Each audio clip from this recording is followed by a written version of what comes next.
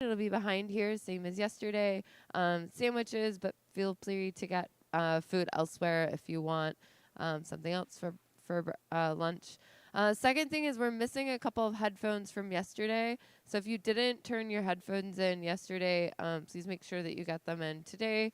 Because we'll be on the hook for anything that's missing. If you guys like Bitcoin Plus tickets staying cheaper, please help us by making sure that we get our equipment back.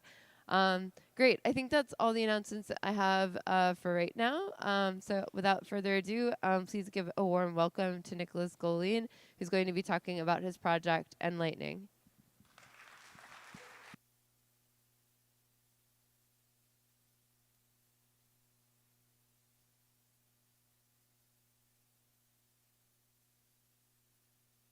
Hey everyone, now it's turned on. Yeah, thank you.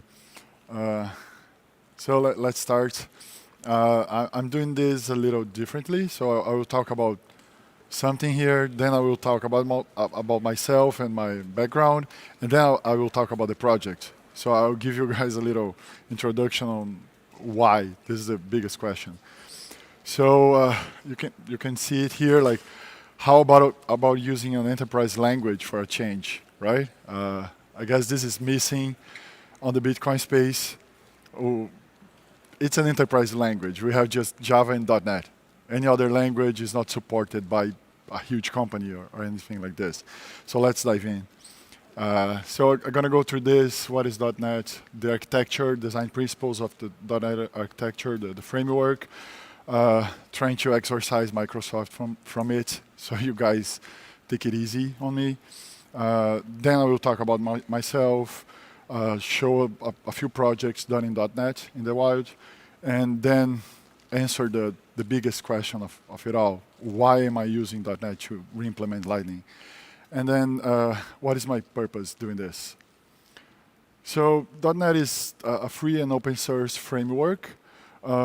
It runs on Windows, Linux, and macOS. According to Microsoft, it's just a new platform based on internet standards. So this is pretty important. In July 2000, .NET Framework and C# language were introduced to the world at the PDC, the Professional Developers Conference. And then it was very welcome by the community because we need that. Before that, we had like Visual Basic, and it was very difficult to work on internet first applications. So back in 2000, in Brazil at least, internet was just 6 years old, and then you need something built from internet. They realized that this was the next big thing. And then in this December 2001, just a little more than a year and a half after the launch, they published a standard, ECMA standard 335 and ECMA 334. 335 is for the language itself, for C#, and sorry, 335 is for the common intermediate language, and 334 is for the C# language. So it's an open standard. Anyone could just implement the intermediate language part, like the runtime of .NET in any other architecture, operational system. So they created this expecting people to contribute as well. And then right now we have just the 6th edition of ECMA and ISO standards. I will talk more about this later. And the last version is 2012 for the intermediate language stuff. So now I'll talk about architecture, because people don't realize how powerful .NET is and how well it runs on every single architecture we have out there, every single operational system. So we have basically like the 2 big parts on it, and then there's smaller parts inside. We have 3 languages right now running on .NET. We have C#, we have Visual Basic for legacy stuff, because before C# there was only Visual Basic. And then here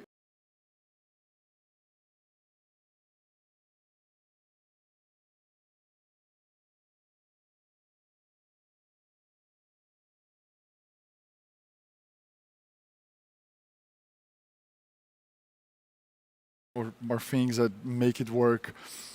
So the first part is the CLI that goes here inside.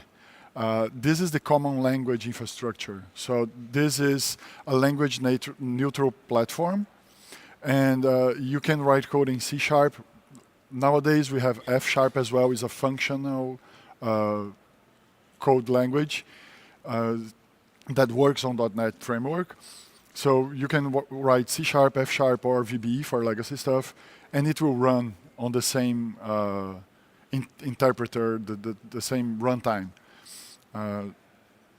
J#, as I said, was a transitional language.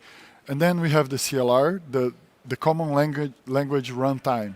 So what happens is you write code in C# or F#, the most used today, and then you compile this language. The compiler will translate whatever you wrote in C# or F#. So object-oriented or functional programming. It will translate it to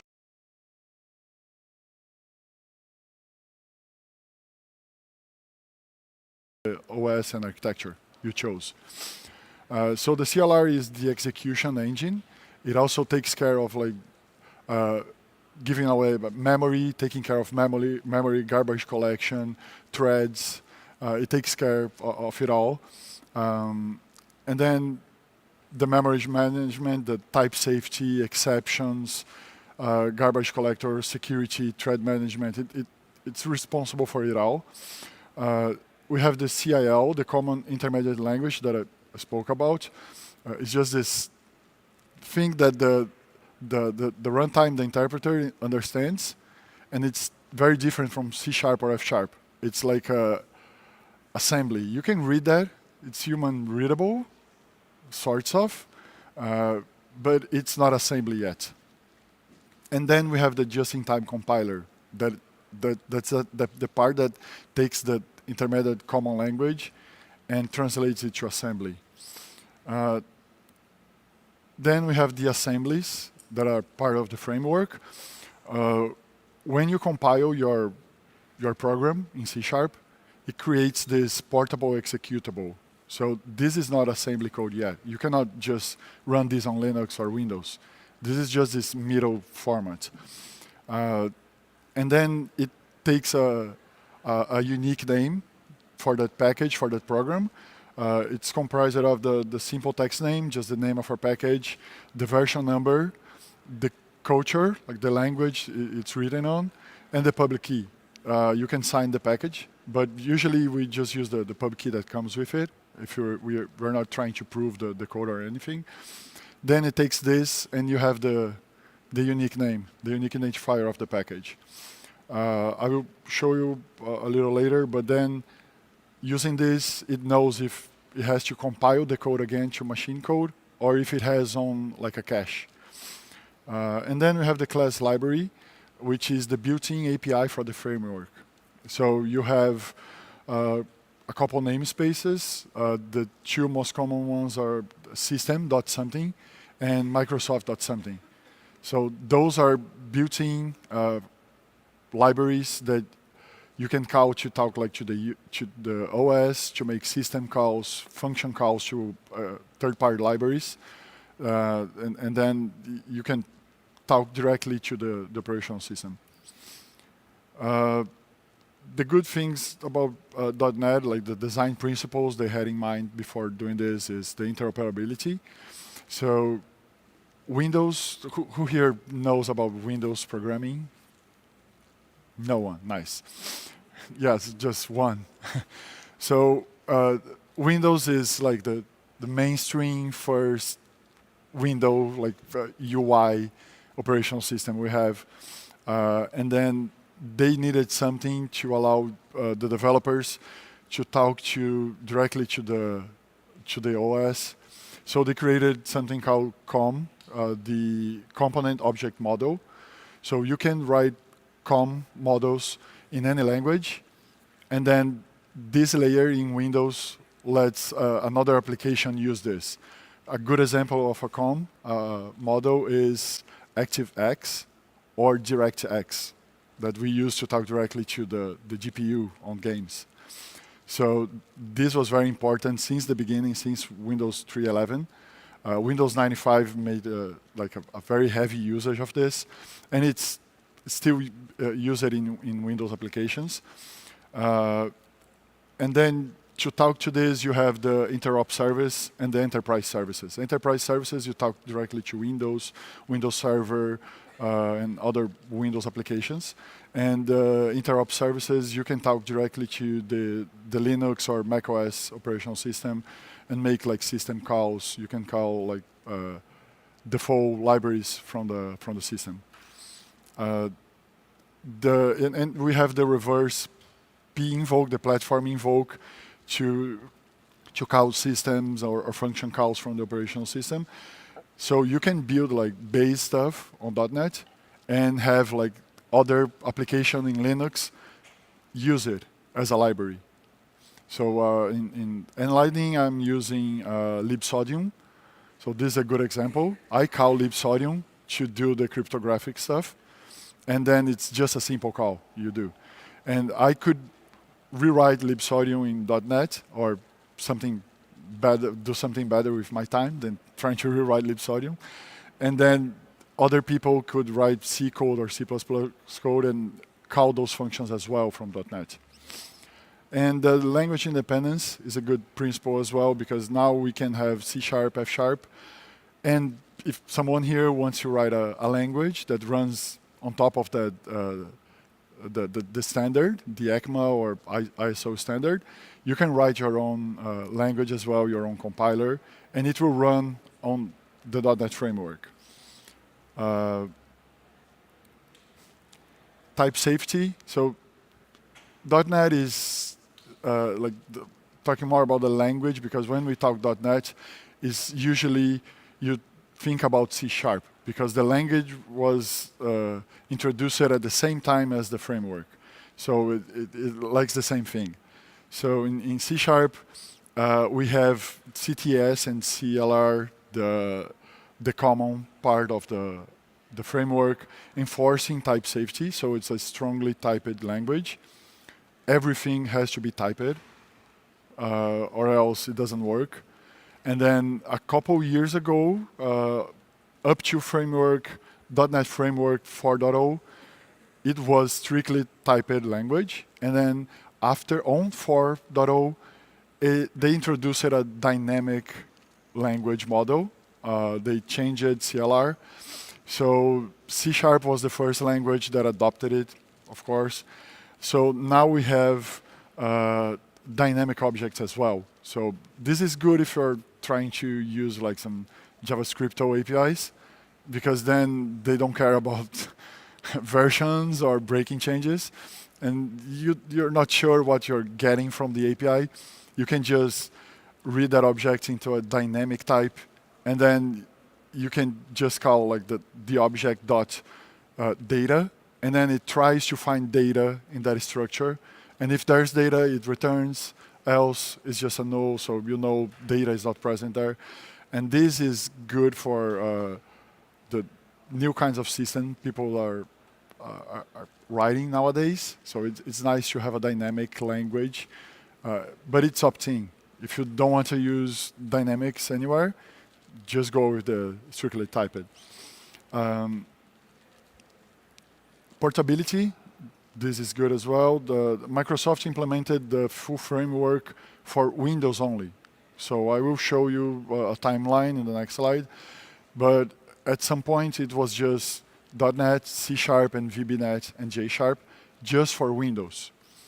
It was implemented by Microsoft for Microsoft developers and for Microsoft users. So .NET ships in Windows because most of the Windows applications are written in .NET. And then with this open standard, the ECMA standard and the ISO standards, anyone could write the runtime to a specific OS or architecture. And since it's open, people would be able to run the same code, like you write once, the C# code, and it would run on any architecture. It took a while for people to start doing this, but it's portable. It's a portable language. Um, and security, this is a good topic because I will show you later as well, but almost every single bank in the world uses .NET. Almost every single insurance company in the world uses .NET. Almost every single airliner uses .NET on the internal processes. Like Icarus is written in .NET. And then it has to be secure. So they have the security, and I will talk a little about the security, why they choose this language. So we have its own security mechanism to access memory and take care of the execution of programs. So we have the CAS, the code access security, and the validation and verification of whatever you're trying to run. An example is a method demands a specific permission from the operational system. So it will, on the execution time, it will walk through all the libraries you're trying to execute. It will walk through this, and then it will find if every single namespace, every single assembly there has that authorization, right? The permission to execute that code. If one of those are missing, it throws an exception, a security exception, and the code will not execute. So you can create very robust, secure applications. One little caveat of the security is you have, like I said, you have a intermediate language that is human readable. So .NET was launched on Visual Studio, and on Visual Studio you have a disassembler.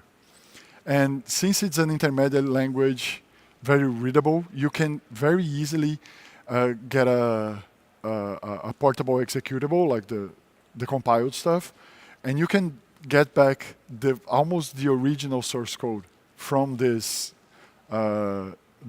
library or an application. And you can see every single method, the tabulation, everything. It almost rewrites it completely. So companies were like, well, this is not good, because if I have some proprietary code and I'm publishing it, anyone can read my code, anyone can copy me. So from the second version of Visual Studio with .NET, it ships with Microsoft Obfuscator. And then there's a plethora of obfuscators out there. We have VMware obfuscators, we have JetBrains obfuscators, like a lot. We have more than 25 commercial available and free ones like the Microsoft one that ships with Visual Studio. So you can obfuscate your code as well. So memory management. Like I said, .NET is a managed framework. So you don't take care of memory. The framework takes care of memory for you. So a lot of you works in C, C++, Rust, Go. In Rust, like you have to instantiate the object, you call for memory, you use that point of memory, and then you use the pointer here and there, and then you are responsible for clearing that pointer or landing that pointer to another function and all of that. In C, C++, you have to really take care of everything. There's no landing, there's no anything. The compiler doesn't know what's happening. So you are responsible. In .NET Framework, you don't care. You just new object, and it takes memory from the pool of memory from the runner that is taking care of your application. And then whenever you're not using that pointer anymore, the garbage collector goes there and just free the memory and compacts the memory, and that's it. So CLR handles all of these memory operations.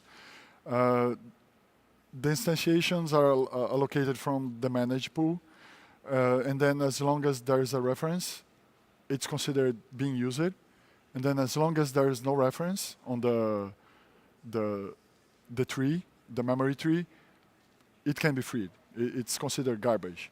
And the garbage collector, which is a big selling point of .NET over Java, it runs periodically, but we don't know when it runs. So it's a non-deterministic garbage collector. It depends on how much memory your application is using, and memory pressure from the operational system. If the system starts telling the runtime, like, I need memory, then it runs the garbage collector, but we don't know when. And then it's a mark and sweep garbage collector, and I will tell you a little more about this. So it pauses the app. Your application is paused whenever the garbage collector needs to run. But it runs in a way that is very performant. So it pauses the application, goes through the 3 routes we have, like system objects, static objects, and user objects. And then it walks through the tree, and then finds through disassembly sometimes objects inside of objects and all the pointers they have. If something is in memory and it's not on this tree, it marks as garbage. When it finishes this walkthrough, it just marks that memory as free, and then it compacts the memory pool. So it moves around all the objects in the memory to have a contiguous memory, right? So it's easier, it's faster when you want to instantiate a new object. It goes to the end of the pool, so it's very fast to give you memory. But then the question is, this runs whenever it wants. I don't know when, and it pauses my application and goes through the whole tree and compacts the memory. This is low. And actually no, because it uses a generational stuff. So the first time it runs through the tree, and then it marks objects that has pointers still being used. It marks as Gen 1, and what's not being used, it's freed. And then the next run, it will not go through generation 1, because it's supposed to be long-lived. So it just runs through like newly created objects. After this, it will run a couple more times, and then whoever survives generation 1, then it's a long-lived object. So it goes to generation 2. And generation 2 garbage collecting happens less often. So it's not running through your whole memory, your object tree every time. It just goes through generation 0 a lot, generation 1 a little, and generation 2 almost never. Performance. So the CIL code compilation is performed on the first run. So whenever you build a new program, you change it something, you're going to run it. Remember, you have this intermediate language. It's not it's not compiled to your architecture and operational system. So the first run will compile the code to machine code, and then this compiled machine code executable goes to a cache, .NET cache. And then whenever you try to run this another time, it gets that unique ID, like the version, the name, the culture, pub key. If it has on the cache, it just runs whatever it has from the cache. So the first run is lower, like not considerably slower. Like I'm used to having like startup times on the first time, like 2 or 3 seconds. Second time is just milliseconds, because it just goes to the cache and runs the application. We have a ahead of time compilation for this specific purpose, because if I have an application that like a core application of my system, and this has to run the first time very fast, because I don't have time. Like it's a Lambda or something written in .NET, it has to run fast on the first call. So you can do ahead of time compilation, because you know the architecture, you know the operational system. You just manually compile that to assembly code, to machine code, and then you ship that assembly code. And then on the first run, it's already on cache, right? You don't have to compile to that architecture anymore. It's already there. As I said, like the GC can introduce unanticipated lag delays on the execution, but you can try to bypass it, and you can try to run the GC manually as well. On Lightning, I have a lot of unmanaged code, and whenever you're doing unmanaged code, you're responsible for the memory from that point on. So we have some calls that you can tell GC that you have memory pressure, and the GC should run faster than it would otherwise. And you can remove pressure, like I'm not using that much memory, I'm not about to run a big process. Let the GC runs less often. And then you have a way of forcing GC collect. I've done this before. We had like on a bank, we were processing like those consolidation files. So it's just clear text, hundreds of megabytes, almost 1 gigabyte file, like all the transactions from the day between two banks, and they are trying to consolidate all of that shit.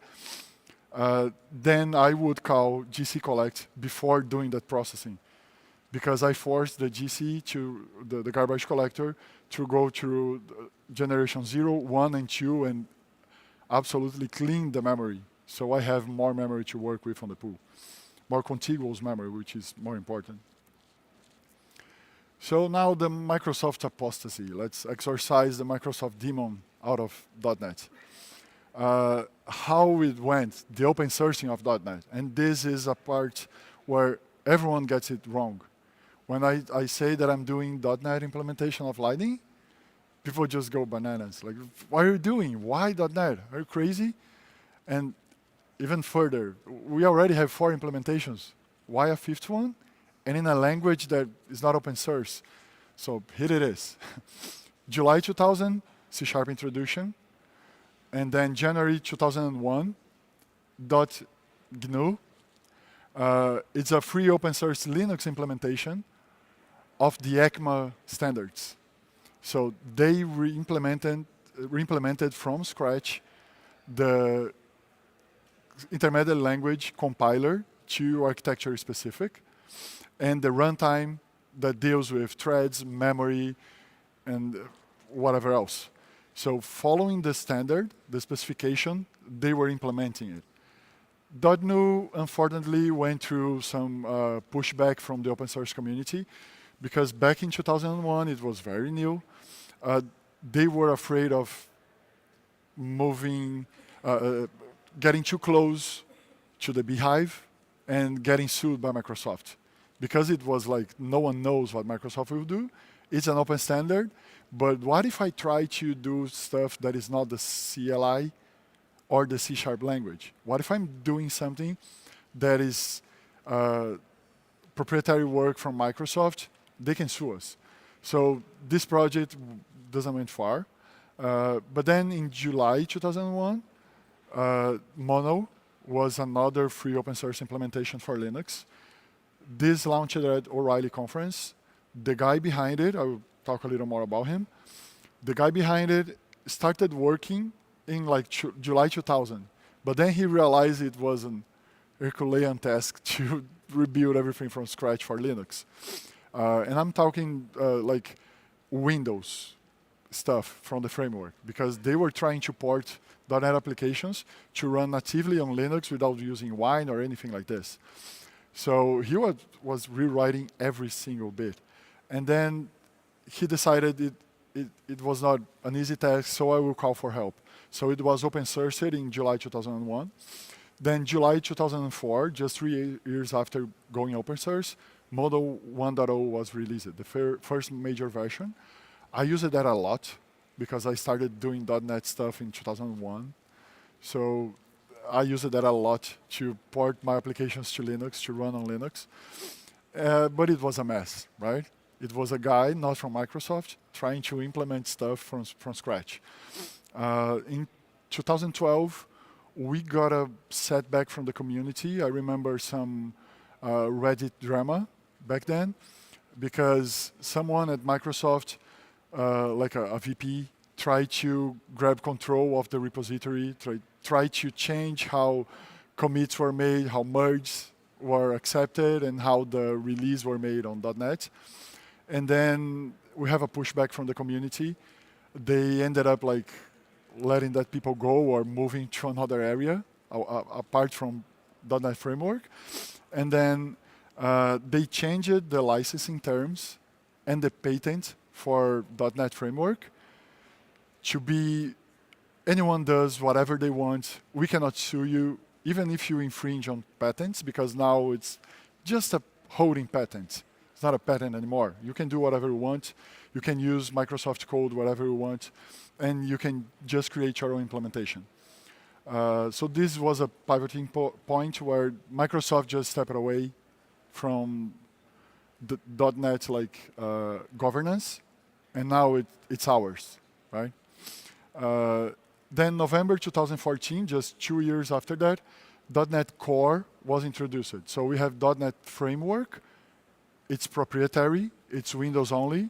And we have .NET Core. Now it runs on Linux, macOS, and Windows natively. And all the APIs, the lower level APIs were written by Microsoft employees. And now the full source was open sourced. So now it's our code for real this time. And then here is where it's a little sad because Mono and the Mono developer, they were not invited to come along. Mono was a thing and .NET Core was another. And then they were like clashing against each other because people were using Mono with a lot of bugs and, it was harsh. And then there's Microsoft doing what the guy was doing. And then everyone just moved it to .NET Core. Then .NET Core 1.0 2016.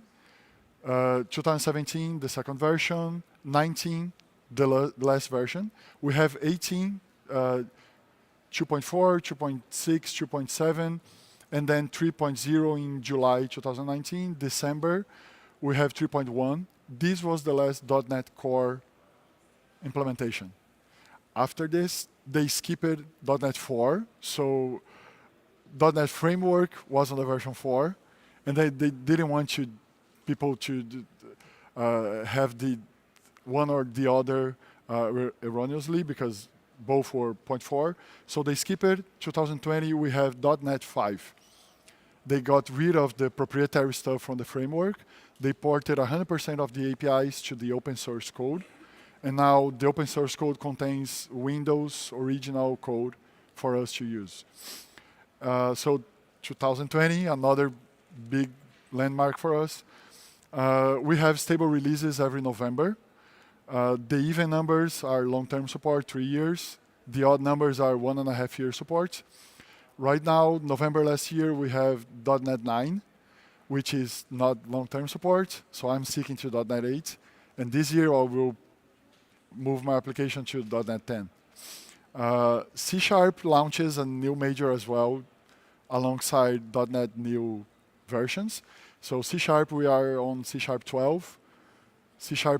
.NET 9 is C# 13. And this year, we'll have .NET 10, C# 14.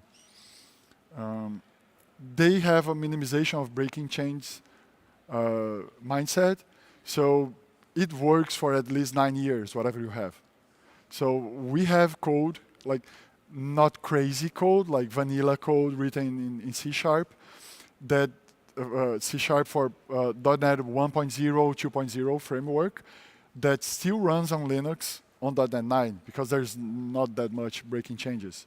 So you can run legacy applications to this day. So Mono, let's talk about Mono. It was created by Miguel de Icaza.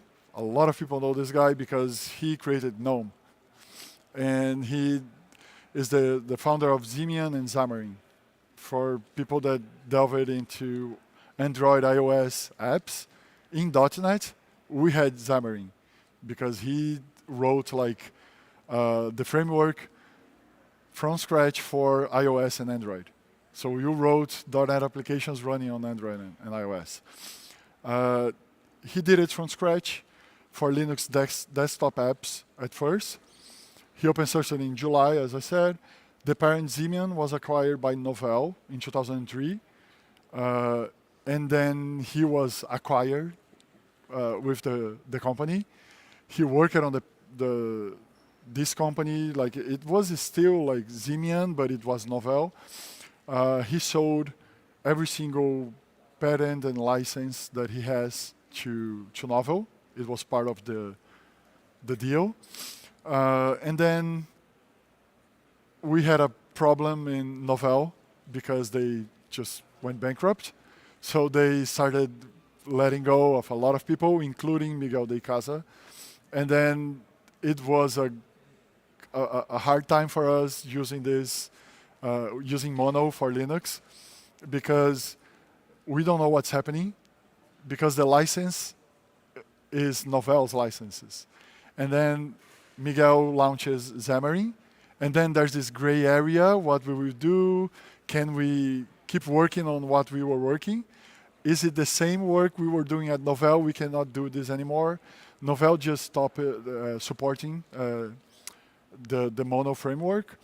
And then in 2011, Novell granted a perpetual licensing to Xamarin over Mono, MonoTouch, and Mono Android. MonoTouch was for iOS. And then we got back to having .NET applications safely on Android and iOS. The V4 incorporated in 2012. V4 incorporated original Microsoft code that was open sourced after that pushback from the community in 2012, because then Microsoft let everyone use their code. So they just grabbed a lot of code from Microsoft, and now Mono runs very smooth. And as of June 2024, we have v6.12. It has the core API of .NET Framework, so it's a full framework working on Linux for desktop applications mainly. We have VBNet and C#7, so he cannot keep up with what Microsoft is doing, right? The open source community turns to the core implementation and now just .NET, so he doesn't have that much contributors.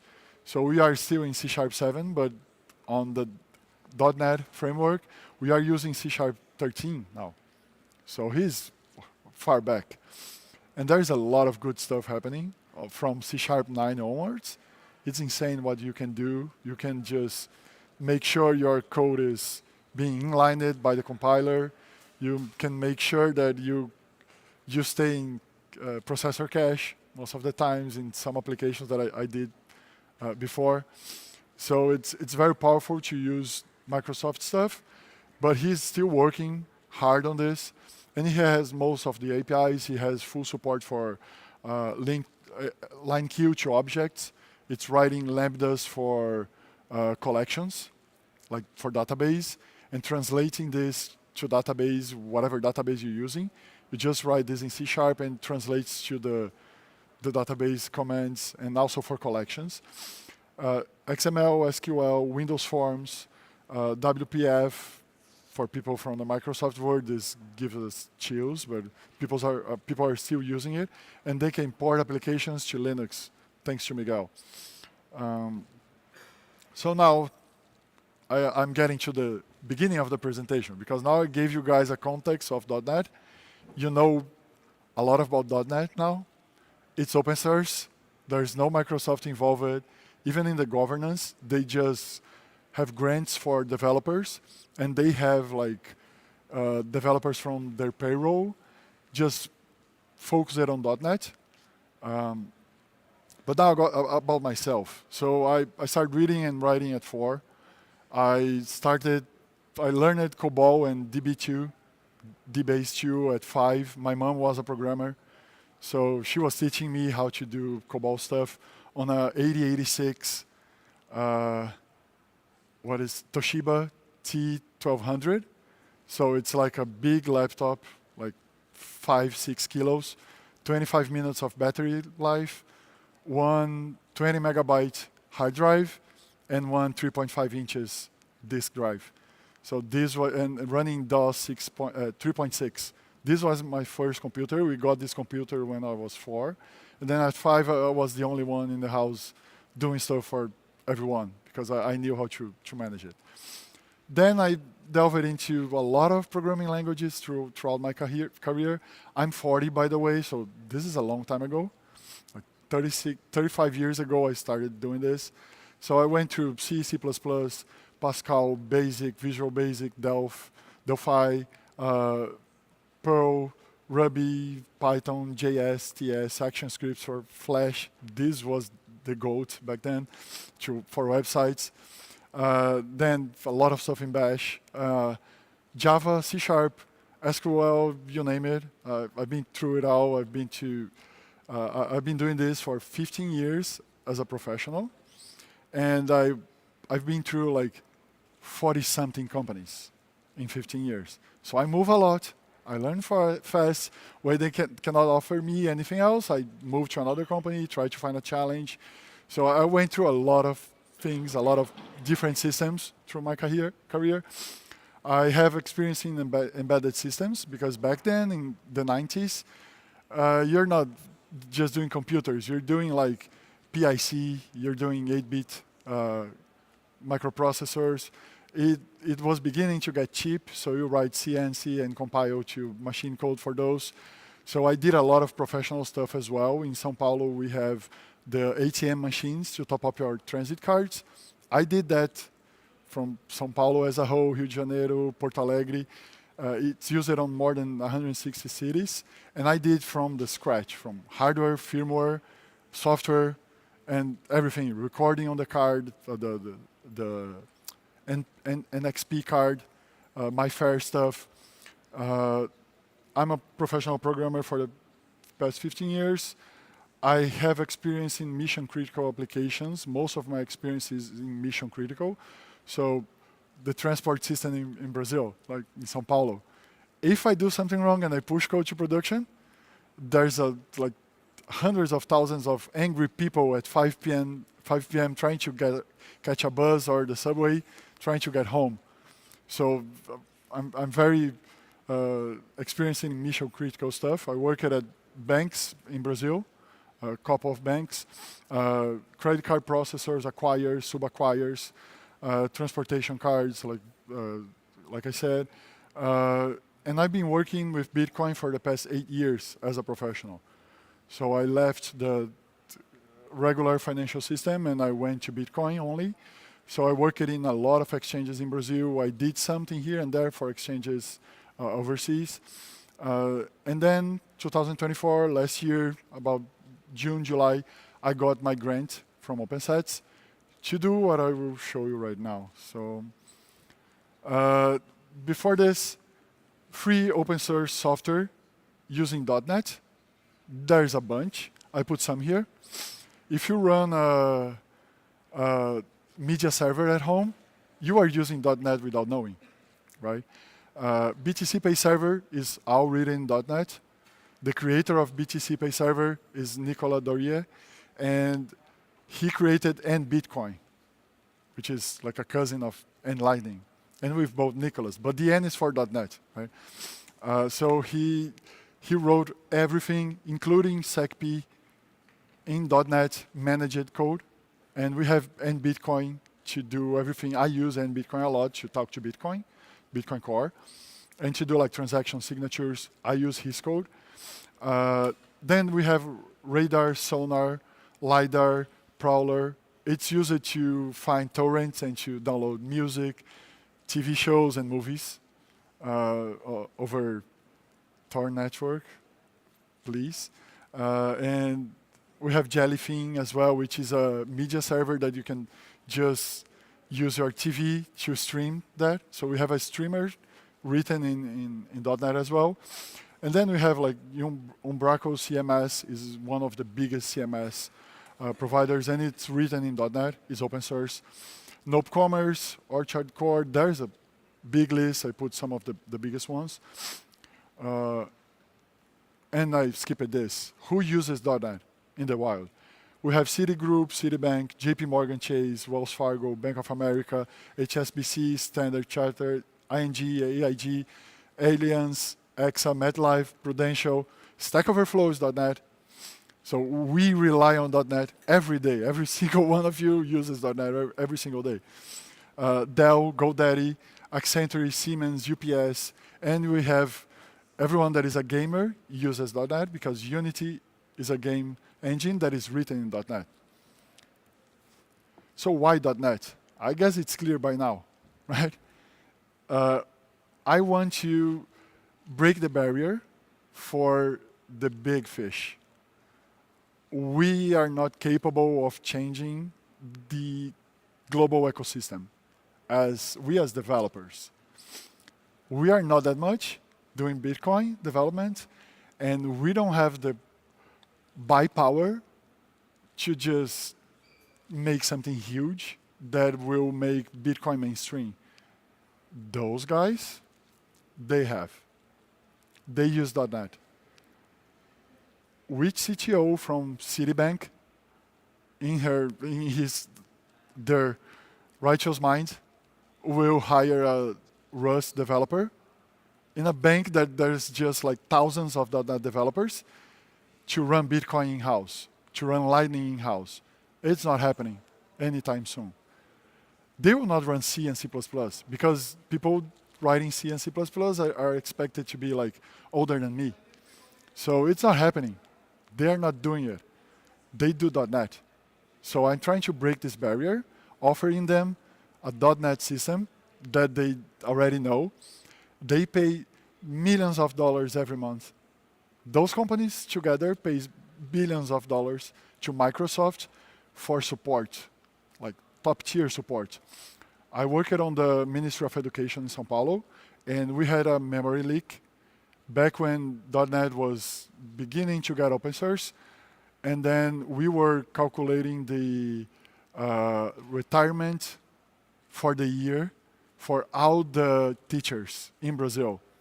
So you can imagine retired teachers clicking the button nonstop. And then we have to run these calculations whenever they click there. And then it's .NET. And we had a memory leak. We discovered this running a big simulation 2 years prior to the date. It cannot fail. So we tried to find the memory leak. We were unable to find the memory leak. We called Microsoft. They put an engineer on a call with us. He accessed the production computer, like the pre-production computer where we were running the simulation. Without seeing the source code, he was able to get the intermediate language and debug this remotely. And then he found out, like debugging the framework code as well, because he has the code in his machine. He can debug that. He found that the memory leak was something on the framework. On the next day, we had a patch, a public patch, fixing that. They installed it for us, and then the next day, it went smoothly. So this is the kind of support I'm talking about. You cannot get this from the Rust community. You cannot get this from the Go community. You cannot get this from Python community. It's inexistent. There's no people that will offer this, because if they offer this, people will pay top dollar. That's why we have Red Hat. That's why we have OpenSUSE. It's open source. They build it. They sell support. So that's huge. Like OpenSUSE, it's a $1 billion contract with 3-letter agencies on the United States. The defense uses it. Like everyone uses it, FBI, NSA. They pay for support because if something goes wrong on the operational system, they solve it now. And Microsoft offers this. So they're already paying this. It's easy. If I do something wrong, or any of you that wants to contribute to the project, if we do something slightly wrong and we cannot fix it, those guys are going to call Microsoft and they will fix it for us. So this is very important for huge companies. I'm breaking a big barrier here. What else? Well, ease of integration with existing services, because it's going to be easy for them to integrate like their app that is calling .NET with a Lightning implementation. It's easy for them. It has a huge performance. .NET is, you can do crazy stuff. I wrote, alongside 3 other engineers, I wrote a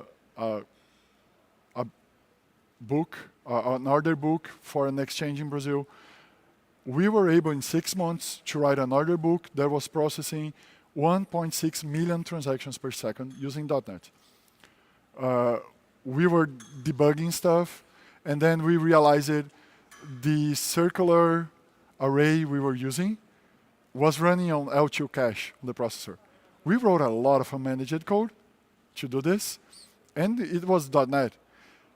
At Zebedee, I was writing some stuff there before I leave, and we got to 2.6 million transactions per second using .NET, like end-to-end, from the user clicking to saving on the database. 2.6 million transactions per second. So it's very performant. We cannot take that out of the table. It's easily scalable because .NET is multi-thread. So you can scale horizontally, you can scale vertically, you can have like intelligent balancing tools. If the pressure is too much, the next machine that goes up can be like very big, and it just ingests whatever traffic you have. Then you can go down to smaller machines, put things out. So it's very scalable. It's secure. Everyone is using it, their support. So all the banks are using it. It's very secure. And it's portable. So they can just decide to move from, I don't know, Linux servers to Windows servers again. I don't know why would they do that, but they can do that. And you don't have to change a single line of code. It just runs. You can just test code, like myself on a MacBook. It just runs. It's the same experience.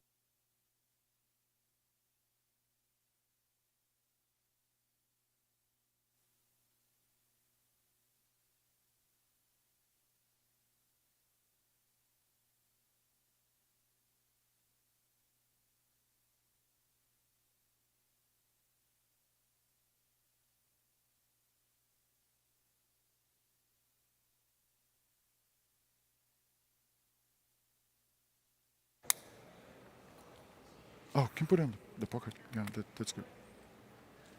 Thank you. Can you hear me again? Which part again? I lost my train of thought. Well, oh yeah. So it's very portable because now you don't have to change a single line of code. It just works on every single architecture out there, including embedded systems. So right now we have .NET Portable being maintained.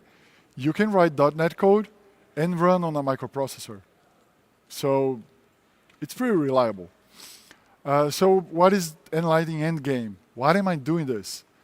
So by the end of year, I will have a full implementation of the Lightning Network. Right now, I'm missing 2 boats. I have the communication layer, the transport layer ready. I have all the messages ready. And it's modular, right? Because I came from an enterprise system. So I'm doing enterprise level code here. So it's very modular. You can just install the boat package, and then using enlighten.boats.boat2 messages. And then you can write whatever you want, and you have the messages there. I just want to import the transport layer, because I'm doing like fishing stuff here and there and trying to do an interceptor or something. You can do that. You just import boat 8 is the transport layer. And then on top of the base implementation of the spec, I'm doing services that has all the logic for those specifications. So instead of going implementing everything by hand, like I have the transport layer, I have the messages, how do I connect to other Lightning nodes? No, I have a service. So you just instantiate the service and .connect, and you pass the endpoint, and then it will do the noise protocol stuff, it will talk to the other peer, it will go to a peers list, and then you can choose a peer and just send messages. You have a message service, you have the transport service, so it's very scalable and modular. So you can do whatever you want to Lightning code. It's already at 70%. It's unit tested a lot. I have 75% coverage, branch coverage on this. So it's good to go. It's production ready, I would say. And the good thing is, Zebedee already uses it in production. So I launched the package Boat 11, and Richard next day calls me, hey, thank you for that. It's in production at Zebedee. So doing the interceptor stuff, because he was like doing some rusty LDK calls, And it's a mess to do those calls in .NET because the names of the functions and the objects and to catch an error, it's insanely huge because of the bindings. So now he has a way of doing this on managed code that he speaks. So Zebedee is using this for 6 months now. No complaints from Richard, no open ticket yet. I want to implement, by the end of the year, this drop-in daemon replacement for all the implementations we have out there. So I'm planning to do, I'm expecting help by the middle of the year. I'm expecting help, more hands to code with me.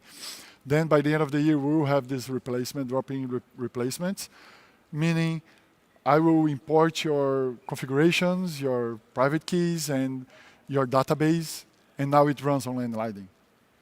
You can choose on Enlighten right now. You are able to choose from 4 different databases.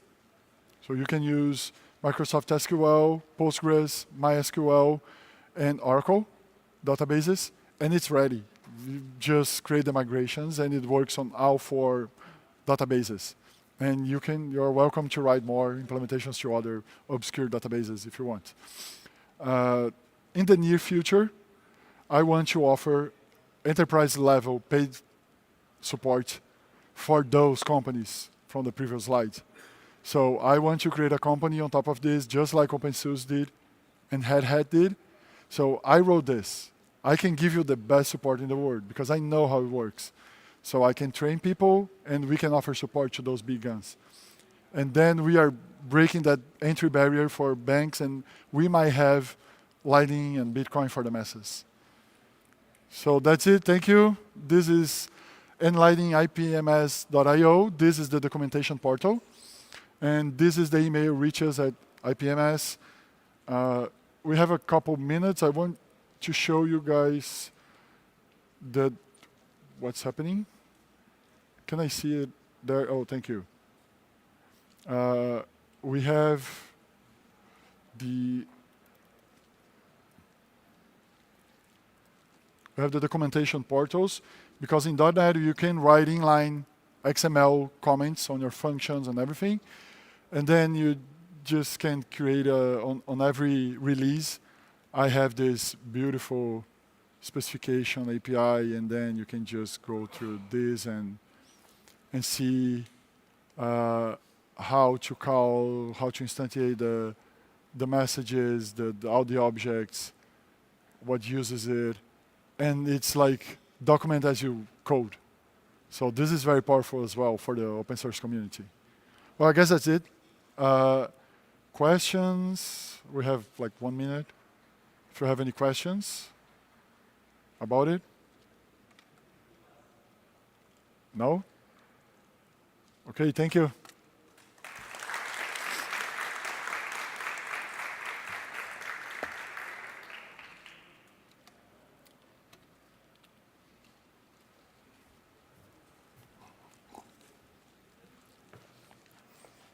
Hey, valeu.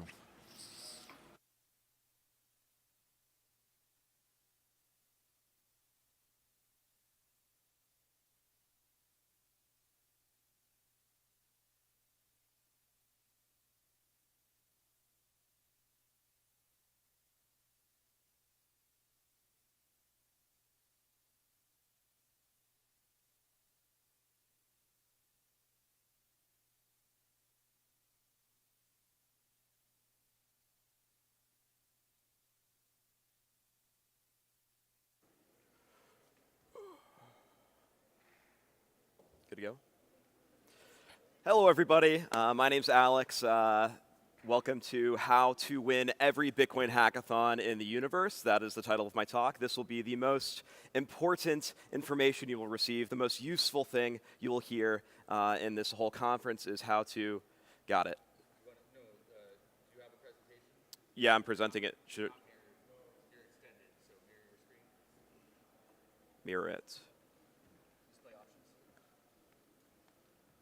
Is this Linux? No, it's Mac. In normal display, like just go to System Properties. Standby. Display. and then that main display, mirror for RGB. Cool. 3, 2, 1.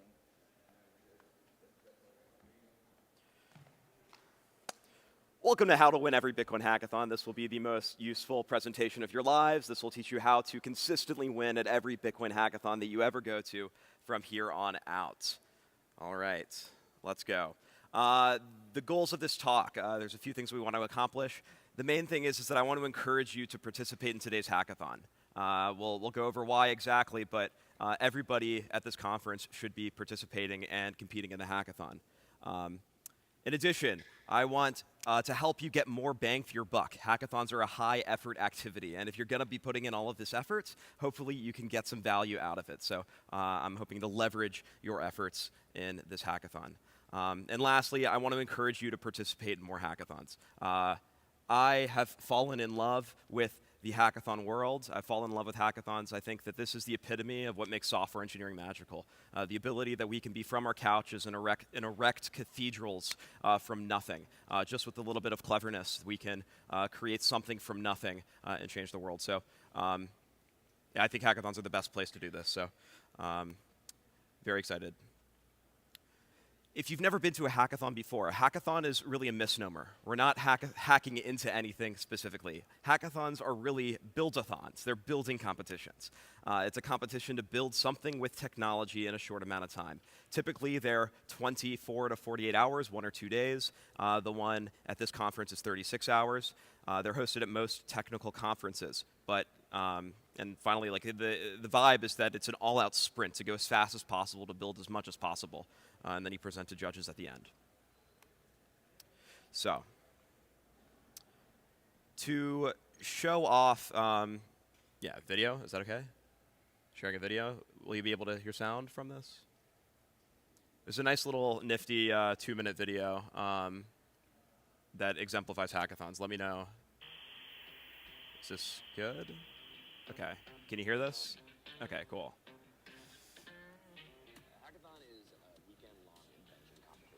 Students show up on a Friday or Saturday, dream up a crazy idea like a website, a mobile app, or a robot, and then bring it to life over the course of a weekend and share it with their peers. In Germany and Spain here that I was talking to earlier, like people coming all over the world to come to these things. We support tens of thousands of students.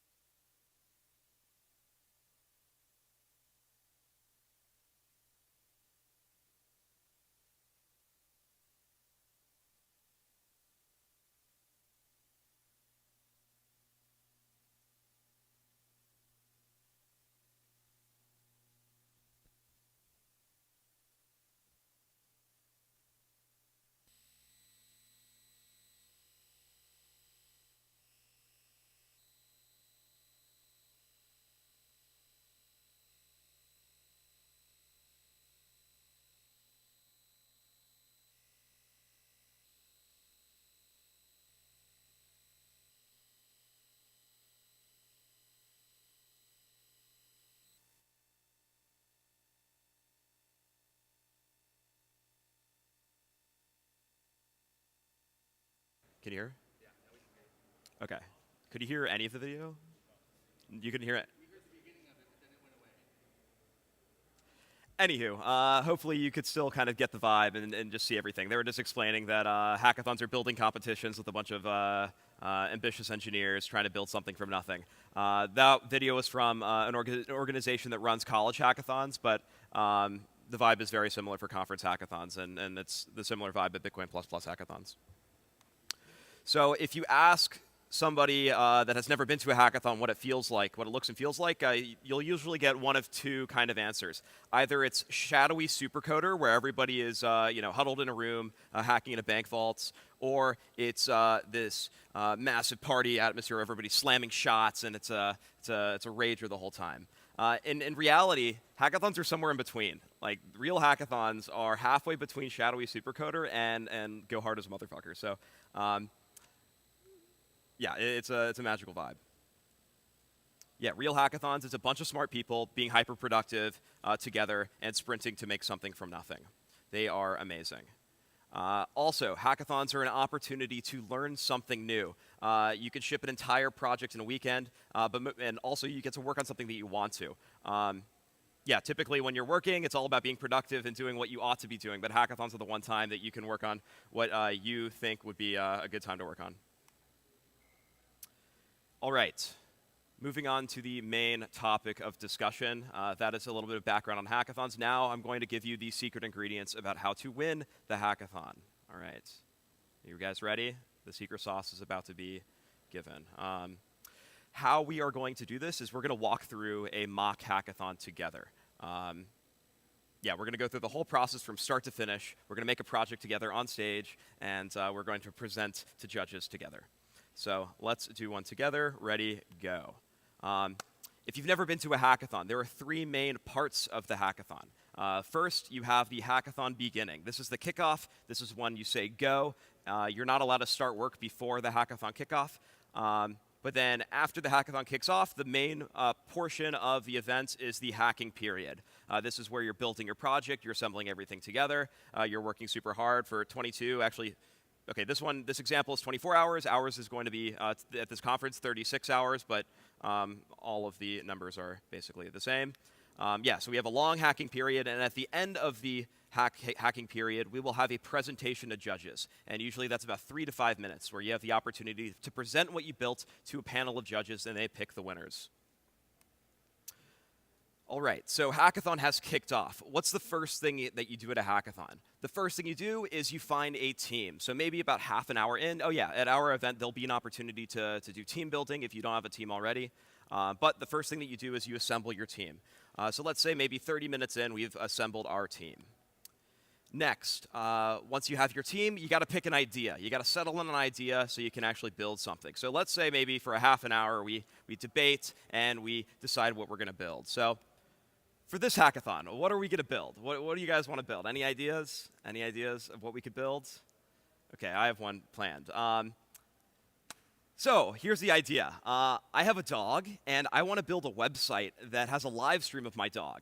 And I want on the website there to be a lightning invoice. And if anybody pays that lightning invoice, I want my dog to automatically get dispensed a treat. I think that would be a kind of a fun project. So you have a live stream, you pay an invoice, my dog gets fed a treat. That would be a fun little hackathon project. So yeah, my dog gets a treat, very, very happy. So an hour into the project, we assembled a team, we've settled on an idea. What's next? Well, for the next 22 hours, we are going to hack as hard as we can. We're going to hack. We're going to build, and then and it's amazing. Like we're going to be super productive. And at the end of the hacking period, at about 10 minutes before the presentation to judges, we're going to realize that, oh my God, we have to present. And we're going to start panicking. We're going to start panicking. And then we're going to ask ourselves, why the hell did we spend 4 hours on building auth? And we're going to panic some more. And then eventually we're going to realize we can't actually build a proper presentation. And we're going to say, okay, let's just wing it. It doesn't matter. We have no time anyways. And then we're going to walk on the stage and we're going to be shaking because we're so nervous. And then eventually we're going to have a big sigh of relief. The event's over. We just did our first hackathon. It didn't go quite as according to plan, but it's all right. It's over now. That was fun. We did the whole hackathon. We had a good time. It was pretty stressful, but not so bad. A question for the audience. Of this whole period, of this whole event, what are we being judged on? Anybody? Shout it out. Yes. What part are we being judged on? The presentation, yeah. The only thing we're being judged on is this 5 minutes at the end. Nothing else matters. So why are we going to spend all of our time building it and only remember that we have this 5-minute slot at the end? So I don't know. Any ideas? What went wrong in this presentation? Yeah, just shout it out. What went wrong? What could we have done better? Yeah, we didn't spend enough time on our presentation. Pretty obvious, yeah. The presentation's pretty important in this whole process. It's the only thing we're being judged on. Any other things went wrong? Well, one thing is we built stuff that didn't get used in the demo. We spent 4 hours building authentication, and obviously that was not important for the hackathon project. So let's try to avoid that in the future. Another thing is we got super stressed. Hackathons are a fun activity. They should not be stressing you out. They're supposed to be fun, and if we're getting super stressed, that's part of the game a little bit. But we should try to minimize that if at all possible. So, okay, how can we change this up? What can we do different to improve our hackathon success? So, we're at our second event, second try. We're doing another hackathon together. About an hour in, we settled on an idea. We've assembled our team just like before. The next thing we're going to do, we're not going to start hacking. We're going to spend roughly an hour, maybe 30 minutes, but we're going to make a rough presentation. We're going to sketch out how we're going to present before we even start building. So what does that look like? I'm about to give you the secret sauce, the piece of de resistance of how to win a hackathon, the winning hackathon presentation. So it's a simple formula everybody can follow about making a winning hackathon presentation. So there's 3 parts. The first part is background info, and that involves uncovering a problem and leading to a solution. This will make a little bit more sense as we go. The second part is the majority of the presentation. This is you demonstrating what you built, talking about what you built, and showing it off. So what this involves is you're going to introduce the project and talk about what it's trying to do and what you built. And then you're going to demo the project. You're going to show off what you actually built. And then the last part, this is very, very important. The last part is the review. It's where you help people understand what it is they just saw. So you're going to explain why the project is important. And specifically for Bitcoin Hackathon, you're going to explain why the project is important for Bitcoin existentially. This is like the thing that makes your project actually win, is people understanding and connecting the dots of connecting this work to productive output for Bitcoin. So you're going to make sure that you touch on your presentation why it's important for Bitcoin. And then lastly, you're going to maybe talk about some future final closing thoughts about next steps so people can kind of see the trajectory of your project. Make sense? Awesome. Okay, so we have our doggy live stream idea with Bitcoin. How can we convert this into a winning presentation? It's simple. Let's turn it into a compelling pitch. So we have our presentation formula. We have our format. Let's go through and actually stub out the presentation that we're going to give. So first, we got to talk about background info. I'm going to introduce my dog Bosco to the audience and talk about Bosco. I'm going to uncover the problem by saying that my dog loves treats but hates being alone. And then I'm going to say, if only I could feed my dog while I'm away traveling. That's kind of leading to a solution. It's, we have a problem and we're leading to what we can do to fix the problem. Next, we're going to explain the project. We're going to introduce our app called the Remote Feeder. The Remote Feeder is going to solve these problems. And then we're going to demo the remote feeder. At this point, we're going to stub out exactly what we're going to show in the demo. So for this project, we are going to navigate to a website. We're going to show off that my dog is being live streamed on the website. We're going to pay a Lightning invoice. And then we're going to show my dog getting fed. Very, very simple. Just all the things that kind of matter for this story. Then the last step is why it matters. So we demo the project, and now we're going to do a little bit of a review. So it matters because it's going to scale my dog's love to the world. My dog's super cute, so we want to scale my dog's love to the world. And now the next thing, why it matters for Bitcoin, is we're going to encourage dog lovers to download a Bitcoin wallet. We're going to fix Bitcoin adoption through my doggy Livestream app. All right, and the future final thoughts, if I wanted to turn it into like an app or a company or whatever, not as important. But the important thing is that I'm going to encourage dog lovers to download a Bitcoin wallet. Okay, so we're 2 hours into our second try of the hackathon. We have a rough presentation. What is next? we have the hacking period. And what are we going to build for this hacking period? Well, we know exactly what we're going to build. We've already figured out what the demo is going to be. So now we have the MVP set of features that we're going to produce in the next 24 hours. So we're going to navigate to a website. It's going to show off my dog. We're going to pay an invoice, and we're going to show my dog getting fed. Those are the only features that matter for this hackathon, and that's the only thing we're going to focus on. So then we're going to hack. We're going to go super, super hard, and we're going to build as fast as we can. So you might be wondering, is this kind of, if you've never been in a hackathon before, if you've never built something quickly, the hacking process can seem pretty elusive. So we're gonna walk through actually building this project from start to finish in a kind of half-finished way on stage. So how can you hack in the 21st century or in 2025? Well, you're going to be using AI tools. AI tools are changing the hackathon world. I'm going to be showing off a tool called Bolt.new. Bolt.new is a website where you can put in a prompt and will spit out a working application. And we are going to live demo this today. So I'm going to go to Bolt.new. And as this loads, I have this prompt. I want to build a fun online experience for users to interact with my dog via webcam. Users will see a live stream, and it'll have a button to open a modal to pay a 1,000 Satoshi Lightning invoice. Upon them paying, a confetti animation should dispatch, and it should trigger my dog getting fed a treat. Basically all the things. So I have this nice prompt in the comments. I'm going to go to Bolt.new. I'm going to paste this in. So this is Bolt.new. What do you want to build today? You can build web and mobile apps. Let's see what happens. So this is going to send the prompt off to an LLM. It is going to, oh, look at this. So apologize. We need to point out some unnecessary limitations. The bot is smart enough to realize that it can't actually get a real webcam in this software, so it's going to give us some options. So would we like to make a simulated webcam feed, a mock lightning payment modal, a confetti animation, a visual treat on dispensing? Oh, that's great. So would you like me to create this demo version? Absolutely. Absolutely. Sounds great.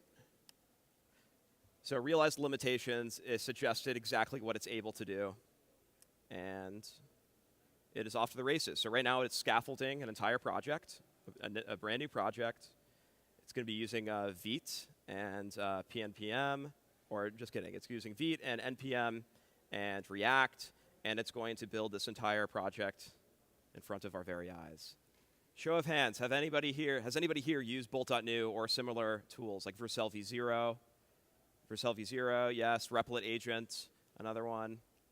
Are there any other favorites that you guys have? Any other AI tools you've tried? Yeah? Yeah, okay. Lovable is another one. There's a million of these. There's like 50,000 funded startups in Silicon Valley. And just like that, we have a working project. So I have my puppy cam, it's a fake live stream. I'm going to click the send treat button and see what happens. So scan this lightning QR code to send 1,000 sets and dispense a treat. And then I'm going to simulate the payment by clicking this. Confetti.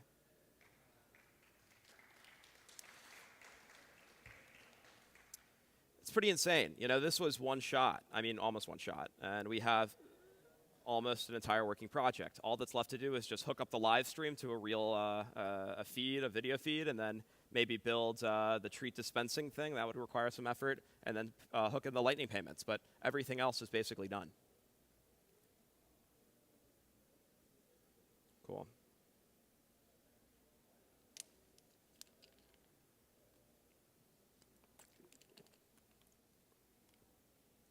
So we've built our project. We've hacked super, super hard, and we now have a working project. At about 45 minutes before our presentation, we are going to stop. We're going to stop hacking, regardless of how close we are to achieving any milestone. We're going to completely full stop our hacking, and we're going to say, okay, let's make a presentation. Let's practice a presentation. 45 minutes, not that much time to create a presentation, right? But okay, let's see if we can do it. So in order to make a hackathon presentation, you kind of need a presentation format. Some people hate these, but I still think that they're really important for telling the story or really helpful. You don't have to use these, obviously, but you can You can present in any way that you want. You can use a markdown document, slides, Canva. I like slides, but people have won hackathons using every presentation tool imaginable. Okay, so let's make a presentation. We have 45 minutes. It's kind of close to the deadline. What do we do?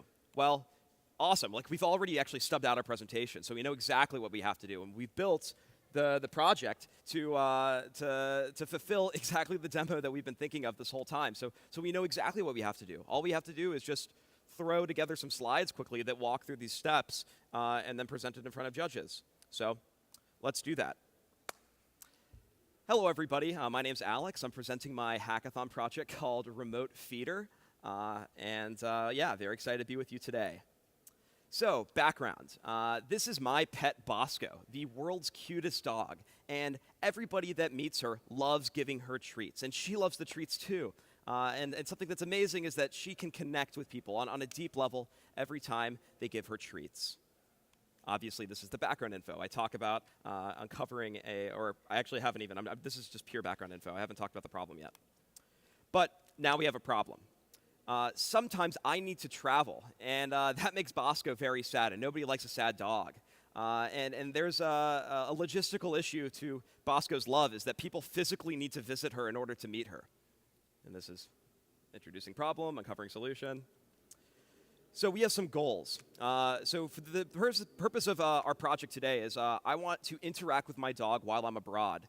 Also, I want to allow other people to interact with my dog without actually physically traveling to my house. This is introducing the solution. And then finally, I'm wondering if there's a way that we can use Bosco's cuteness to promote Bitcoin adoption.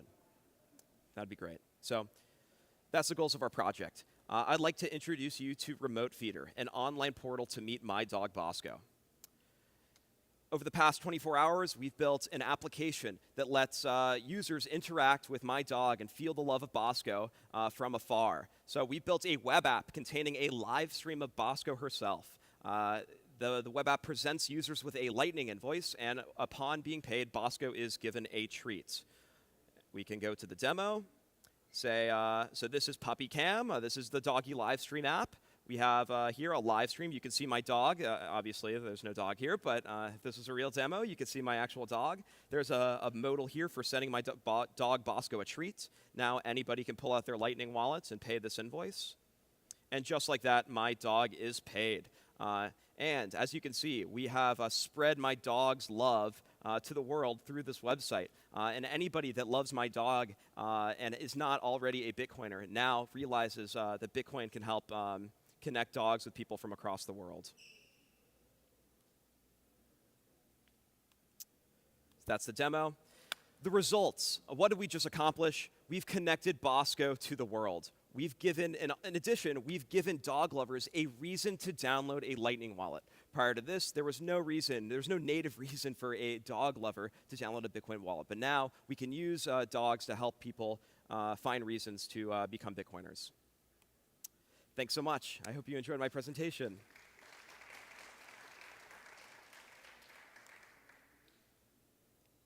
That wasn't so hard, right? It's pretty easy. Just took our format, we put it together into slides, and we made a hackathon presentation that was kind of compelling. You know, it was a stupid little project idea. It was just a live stream that has a dog on it, and you pay him. But you know, it's pretty cool. You could turn any hackathon project into a competitive presentation just by following this formula. Just like that, we've made an awesome hackathon project, and we had fun too. There was zero stress involved. We've got all the way to the end. We have a cool project out of it, and we won first prize.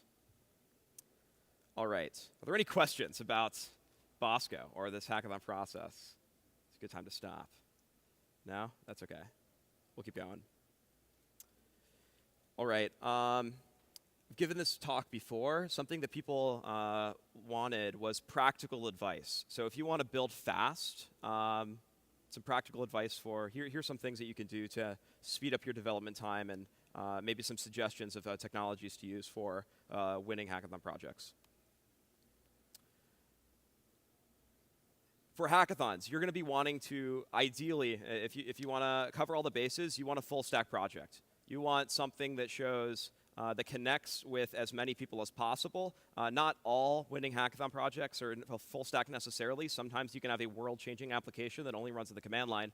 But in my opinion, your hackathon project is always made more effective by having at least a semblance of a front end, a semblance of a user-facing experience so that people can use it. So full stack, your technology stack. I recommend Next.js. Big fan. It's the biggest framework in the world right now. There's a bunch of AI tools. Vercel v0 is amazing. Bolt.new is something that we just looked at. It's pretty amazing. Cursor IDE. How many people use Cursor? Yeah. Really, it's actually only 3 or 4 people that use Cursor. Everybody should ditch NeoVim and just start using Cursor. Yeah, NeoVim is the worst. Anybody that still uses NeoVim is a boomer. Cursor is the future, and AI IDEs are tremendously powerful. Yeah, of course, being a bit facetious, but Cursor is amazing. Everybody should at least try it. Finally, GitHub Pages. If you want to quickly host your application, GitHub Pages is a great way to host static websites for free. Another way to describe this stack, this is vibe coding. If you're you're coding based on vibes. You're not a hardcore engineer, but you're building a real application using vibes. Okay, so that's the full stack application frameworks. Now, as far as actual Bitcoin technology goes, what should you use? There's a few tools that frequent hackathon winners use a lot. One of them is called Polar. Polar is a way that you can simulate Lightning Network infrastructure, also Taproot ACID infrastructure, also Bitcoin node infrastructure in Docker containers on your laptop. It's amazing. Everybody loves it. Polar is fantastic for simulating, Bitcoin infrastructure on your laptop. Voltage. Voltage now offers free MutinyNet nodes to anybody in the world. You can go to voltage.cloud. Voltage is a Bitcoin infrastructure company. They host Bitcoin infrastructure like Lightning nodes and Bitcoin full nodes. They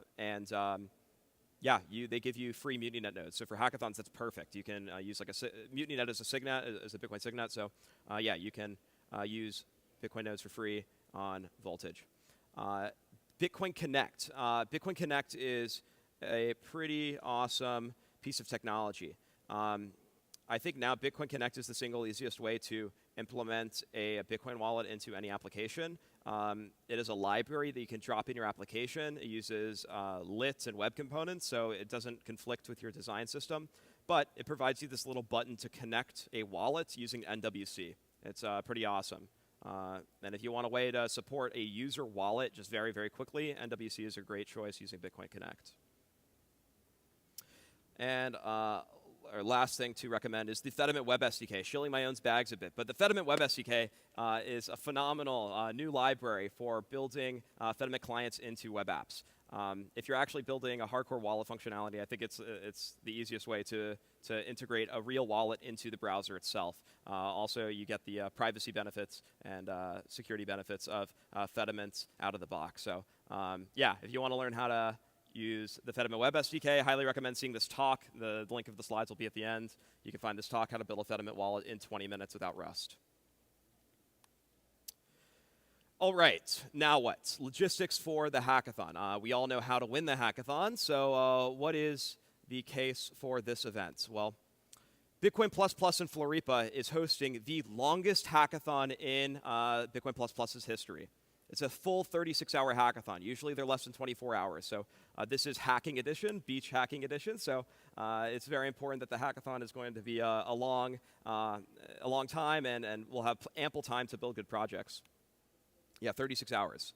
We have a massive 11 million Satoshi prize pool. This is huge. So there's a lot of prizes, a lot of money to be given away. Everybody hacks. Everybody at this conference is going to hack. There's no excuses. You have Bolt.new. Bolt.new, you don't need to write a single line of code and you can have a working project. Everybody that's attending the conference really should be hacking. And yes, we're talking about you. Everybody in the conference is expected to hack. There's nothing going on for the rest of the afternoon after 4 p.m. today. Nothing going on Friday other than hacking all the way up until 11 a.m. or 10:30 a.m. on Saturday when projects are due. So you have a ton of time. There's nothing to do but hack. No excuses. Everybody is going to be involved. Is there anybody that, is concerned about that? Any apprehension about hacking, or are we all on board with this mission? No? We plan on hacking? Okay, fantastic. Yeah, logistics. 4 p.m. We're gonna be going over details. We're gonna be talking about all of the different challenges that are going to be offered, all the different prizes you can go for, as well as all of the logistics, like what you have to do to actually submit. So yeah, come back here around 4 p.m. for the hackathon kickoff. All right. Some closing thoughts. Yeah, to wrap this up, I'm going to leave you with some closing thoughts, some Zen of Hack. Oftentimes, I think people come at hackathons from the wrong perspective, and I'm hoping to share with you my my philosophy and with how I think is like the most productive way to think about hackathons. Rule number 1, don't stress. It's just 24, okay, in this case 36, but it's just a short amount of time. You're not going to change the world. Nobody here is going to change the world with their project. And anything that you put together is impressive. It's only 36 hours. It's no time at all. If you can build anything, it's impressive. So yeah, you should feel incredibly confident walking on stage that you had anything to show in 36 hours. So yeah, this really shouldn't stress you out. Rule number 2, maximize the fun. If you have 2 ideas for a project, pick the one that you'll have the most fun working on. Yeah, during the rest of your professional life, you're going to be building what the world needs, what the world desperately needs, and what people are telling you to build. This is the one time that you get to build what you want to build. Yeah, so I implore everybody to build what you want to build, not what you think you should build. And kind of an unintuitive thing is if you're having more fun with your project, you're going to do better competitively, always. Rule number 3, quantity over quality. Yeah, keep showing up. Don't stress about each project. As you do more small projects, you will get better at producing quality projects. If you focus on making a pristine, perfect project the first time, you'll never get the experience of building. You'll never get the experience that you need to build something of quality. So the goal is to maximize the amount of projects that you're shipping. Don't stress about any single project. Yeah, if you ever want to organize a hackathon, this applies to organizers too. Oftentimes, hackathon organizers get into an unfortunate habit of trying to breed more quality submissions, and they don't value the less quality submissions. That's the wrong way to think about it. If you want to build a successful hackathon, you should be soliciting as many submissions as you possibly can, and the quantity of submissions will breed the quality of submissions. Okay, so on the quantity over quality topic, this is a thought experiment or like a Chinese parable that Grant, who's presenting in the other room right now, told me yesterday that fits this mantra very, very well that I'm going to walk you through today. So there is a old Chinese parable where a pottery teacher has a group of students, and she's instructing them how to make clay pots. So she splits up the group into two big segments, half and half. And the first half of her students, she says, I want you to spend the next 5 hours focusing on making the highest quality pots as possible. Just make you will be graded solely on your ability to make high quality of pottery. And in the second half of the class, she tells something different. She says, I want you to focus on making as many pots as you possibly can over the next 5 hours. And at the end, yeah, you'll be judged by the number of pots that get created. So guess, which class created the single best pot? The one focusing on making the most amazing high-quality pot, or the ones that were just trying to pump out as many pots as possible? Any guesses? I kind of led it to you, but foreshadowing. Yeah, the quantity. The people that make the most pots end up actually making the nicest pots too. Always. And this is a well-known fact. If you just ship more often, you're going to be making better code. So yeah, if you focus on quantity, the quality will come. Number 4, lastly, whatever you build, demo it. There are winning hackathon projects that have not even written a single line of code. Again, whatever you make is impressive, so I implore everybody, just go super hard for the hacking period. Just try your hardest to make something of value, and whatever it is, do the presentation. If you demo, you are a hacker. The presentation is what makes you actually a winner. So yeah, and as you present more often, you get better at it. So If you're super nervous about just don't be nervous. Just present anyways. Or even if you are nervous, walk up with your ball of nerves and just go for it. Okay. Yeah, the last thing that we're going to talk about is this blog post that I've been obsessed with for the past couple years, and I think it's called the Cult of Done Manifesto. It's way less scary than it sounds. It's a few steps, a few things, guidelines. It's like 13 steps, and it I think articulates the zeitgeist or the vibe of a hackathon very, very well. So we're going to go through it. Number 1, there are 3 states of being: not knowing, action, and completion. 2, accept that everything is a draft. It helps to get done. 3, there is no editing stage. 4, pretending you know what you're doing is almost the same as knowing what you're doing. So accept that you know what you're doing even if you don't, and do it. 5, banish procrastination. If you wait for more than a week to get an idea done, abandon it.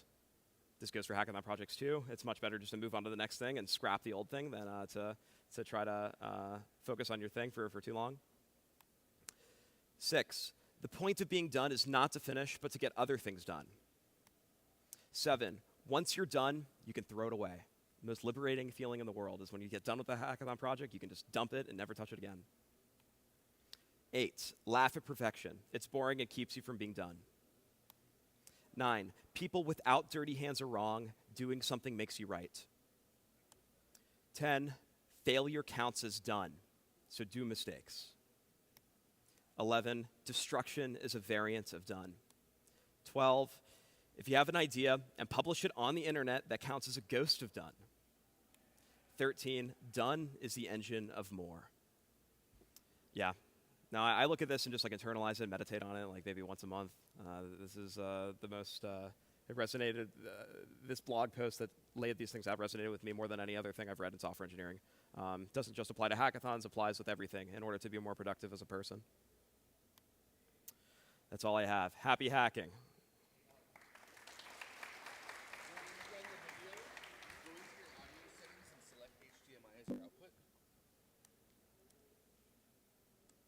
Tell them on your mic that we're going to rerun the video. Yeah, everybody, we're going to rerun the video because the sound was all botched up. What do you want me to do? Audio output, black magic, RGB, HDMI. Got it. Now you should be able to. I don't hear you though. Check, check, check. The mic too.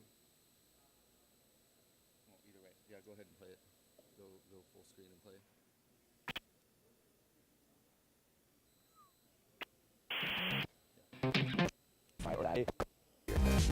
This is a Macintosh glitch. We're not going to be able to fix it. I have to restart my computer to fix it. It's okay. Yeah, don't worry about it. Sorry. Cool. All good. Sweet. Thanks, everybody.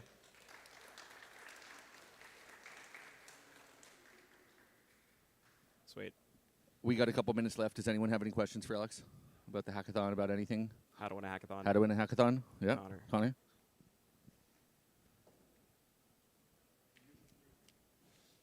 Yeah, so I'm just kind of curious. Do I look like a boomer to you? Because I use NeoVim, by the way. Yeah, no, it's you are a boomer soul because you use NeoVim.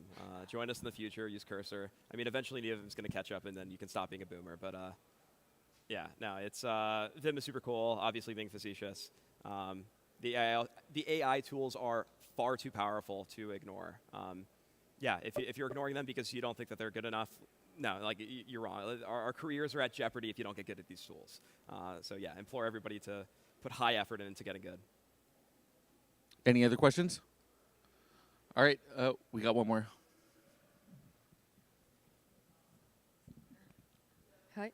Maybe it's a Sorry.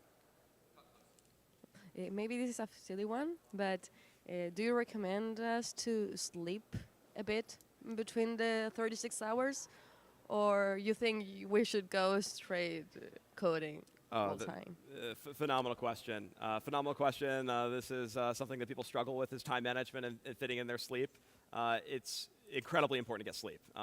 For a 24-hour hackathon, it is possible to pull off the all-nighter. For a 36-hour hackathon, it is impossible to pull off the 2 all-nighters.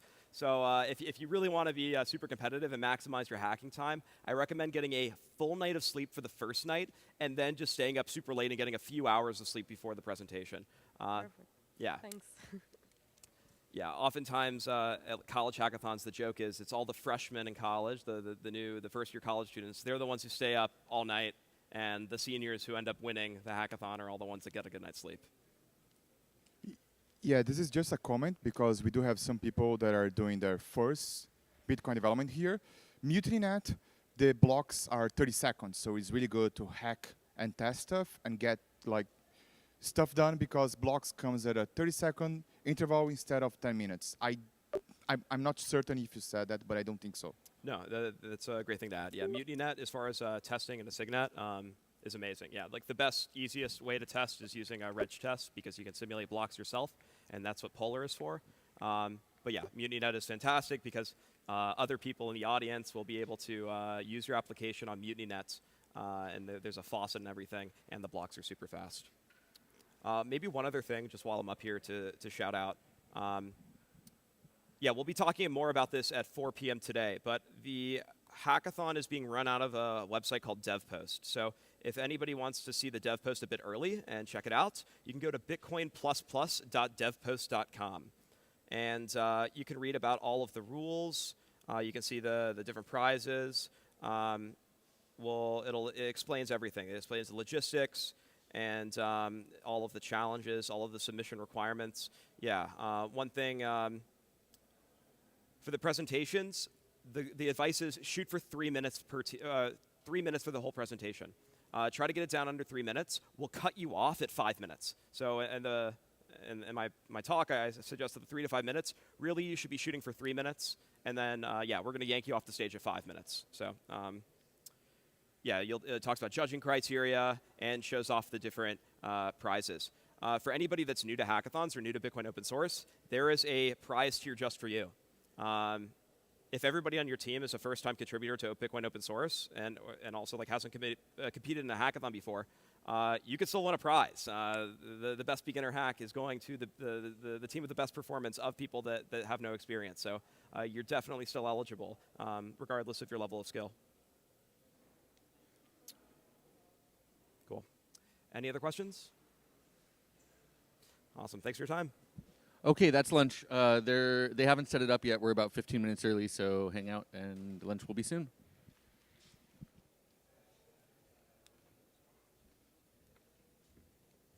Cool.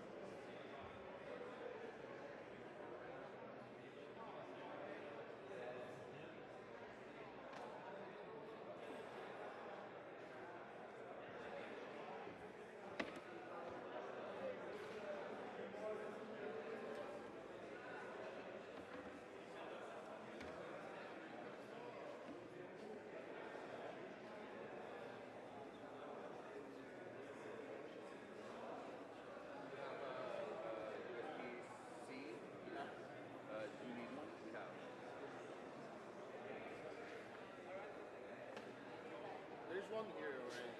Yeah. Skateboard? I'm not sure if that's the right one. I would wait, because hold on, there's like three ways to get to.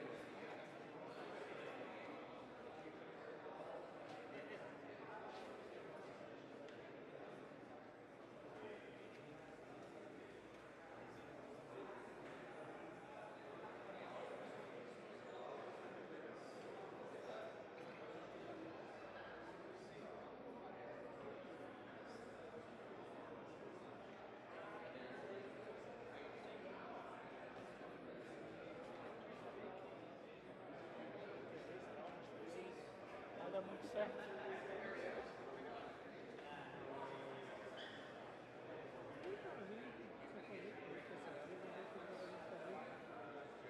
Na verdade, eu estou vendendo para comprar outro sistema.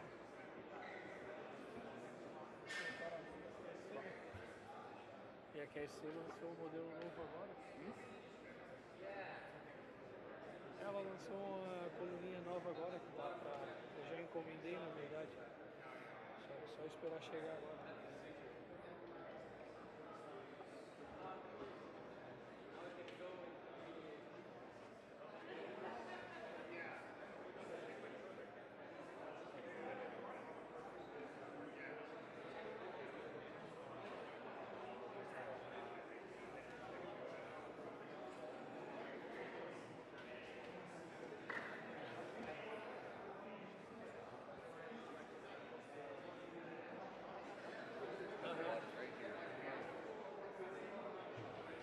You need to mirror your display.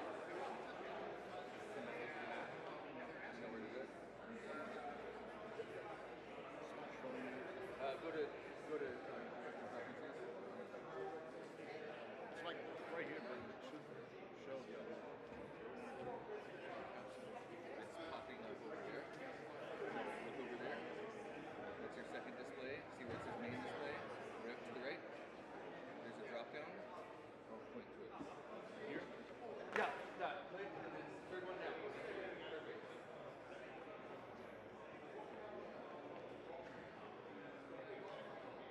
Yep, now you just have to pull 7, about 3 minutes. 3 minutes.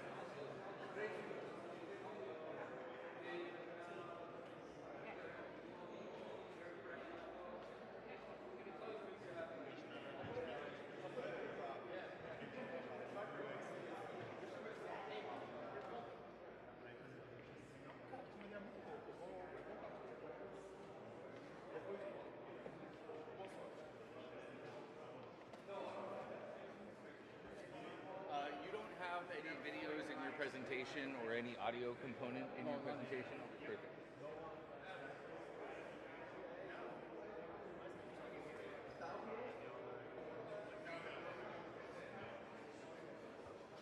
When you go to 10, talk about what's coming up. 1, 2, don't touch it. Be nice.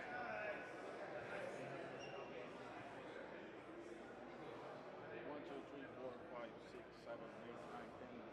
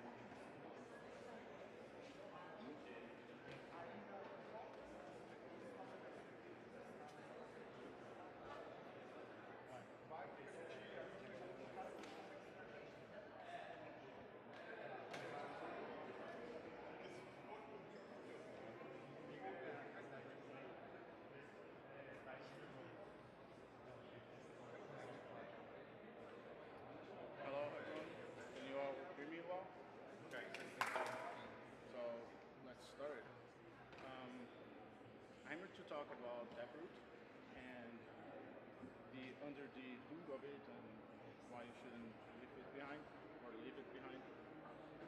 So first of all, who the fuck I am? I am João Noctus. Can you hear me? Yes, I can hear you. Okay. So I'm right now a software engineer at Zebedee, and I am in the Bitcoin space before Segwit, so a long time ago. I still run a node of version 0.12, I think, yeah. And I'm just a nerd, as you all. I'm learning crypto and Bitcoin. You can find me in any social media by typing Teodactus. So the idea for today is talking about what I did so far, like proof of work, and why Taproot, what is the matter with Segwit v0, and why we have a Segwit v1 now. And then the Segwit v1 is Taproot, so what's Taproot, what's NAR signature, Merkle trees, what changed in the witness program, and I'll talk a little about Miniscript as well. So the proof of work, and what I did so far with Segwit. When it just released it, like in this block here, I bought one transaction, one spending transaction, and my transaction was one of the first that went into the blockchain. It happened right here. And those 3 blocks, they don't have any Taproot transaction because those miners didn't upgrade it at the time, I guess. And here is my transaction. As you can see, it's marked as Taproot, so it's indeed a Taproot spend. As we can see here, it's spending from AK using Taproot. This message is for who can speak Portuguese, they will understand. That's just a joke. And I wrote that because at the time when Segwit was first activated, like the first version, the 0, this guy, Narcelio, he did this transaction. And the Segwit activation happened 10 blocks after this, before this transaction. And he will. Narcelio was here, and then I did the same for Taproot, and I wrote Chupa Narcelio, which is like just a joke. And by the way, he did also a Taproot transaction with me, and he's still here. Other cool stuff that we could do with Taproot, for example, last year I solved this monster Taproot puzzle from hackathon. I can show you the descriptor. It's just this, nothing much. But it's basically many ways that you can spend from this address. And the code base is on Casa 21 GitHub, by the way.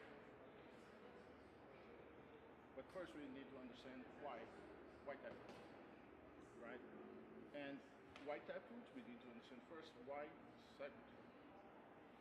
In the legacy transactions, we actually have an issue there because on the field here of the input, we say the signature, like the condition to move the funds out from that address to spend that UTXO.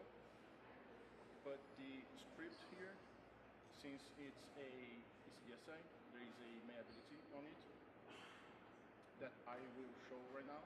And the issue of that is because since you can change the content, all the content here is used in a hash function to get the TXID. And if you change any content, you change the TXID, right? So it's an issue. Lighting wouldn't work with this issue, for example. So I can show you real quick the signing function here. And I will use small numbers just for today, huge prime numbers for this.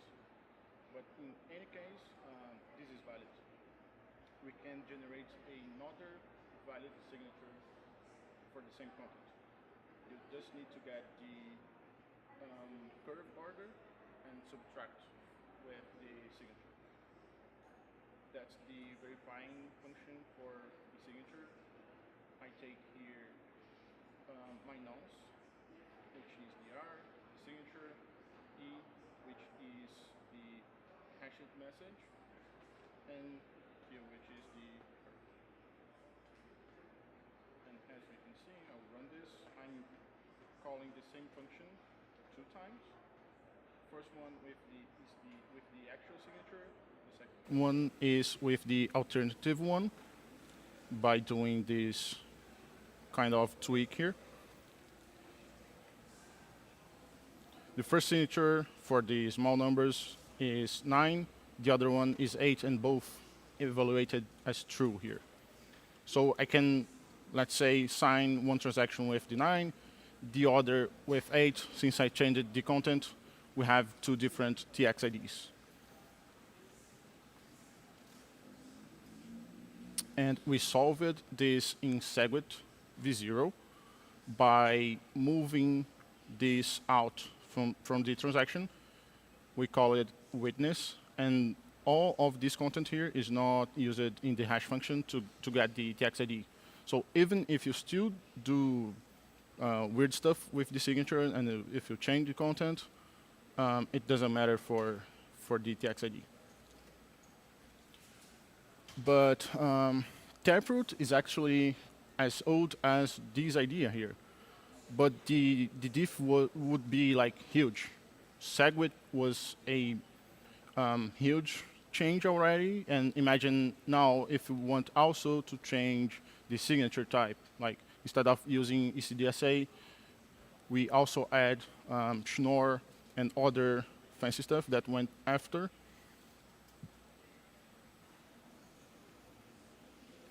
So that's the why. And what is Taproot?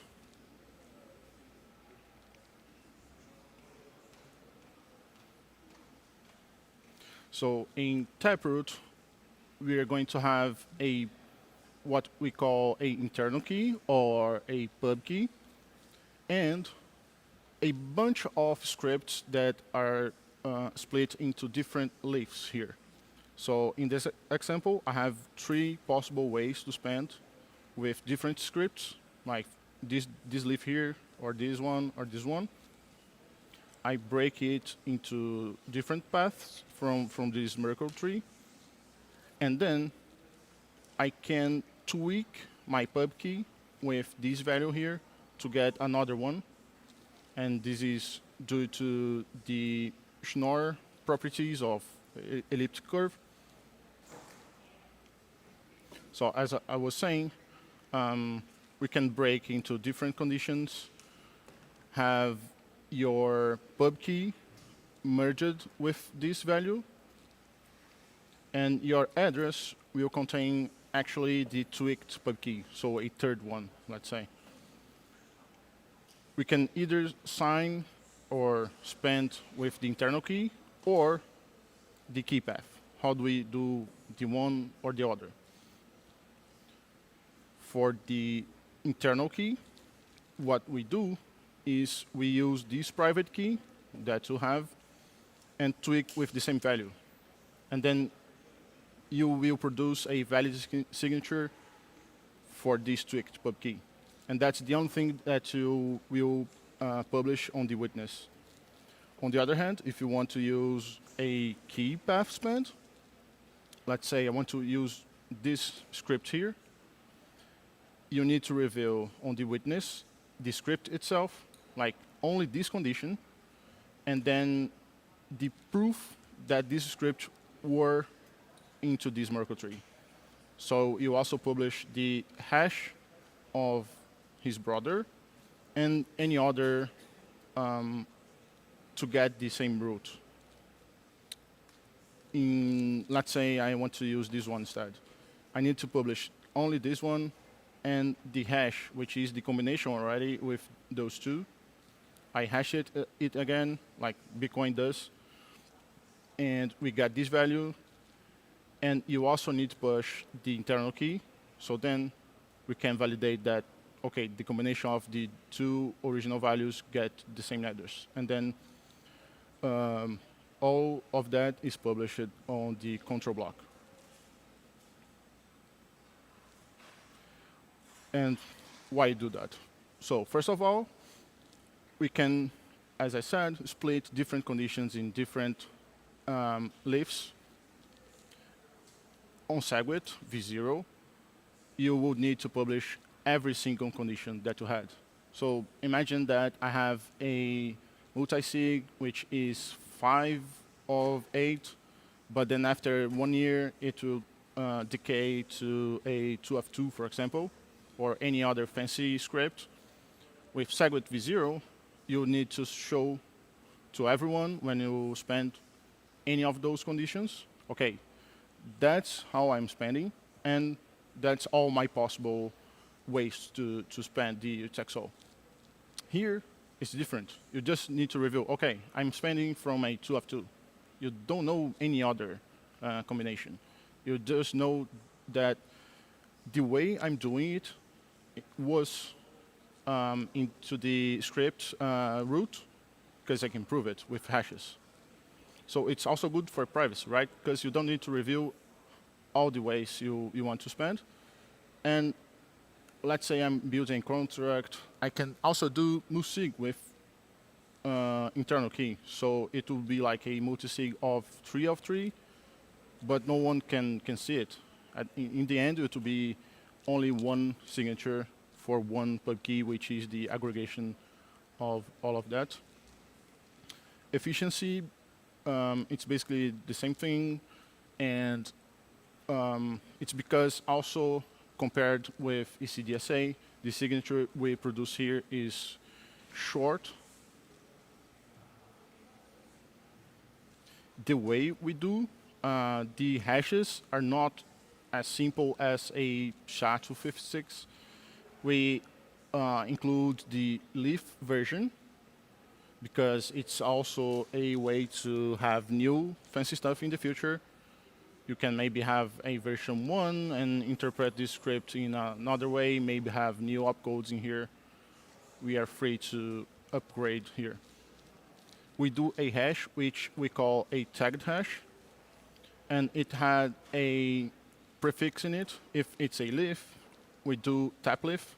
If it's a branch, it's tap branch, and then when we have the, before generating the actual address or the actual pub key, we also do a tagged hash between the internal key and the Merkle root with the prefix of tap tweak, right?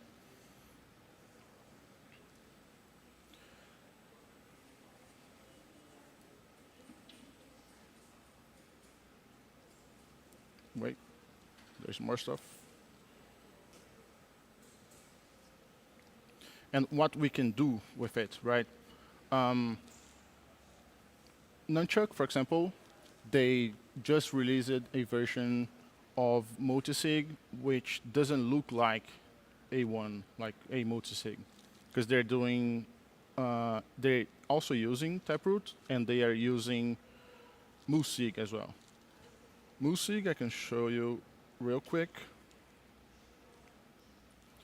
with this mini script here that I'm saying, okay, I have a Taproot address. The internal key, which is the first value here, is a combination of 2 keys, A and B.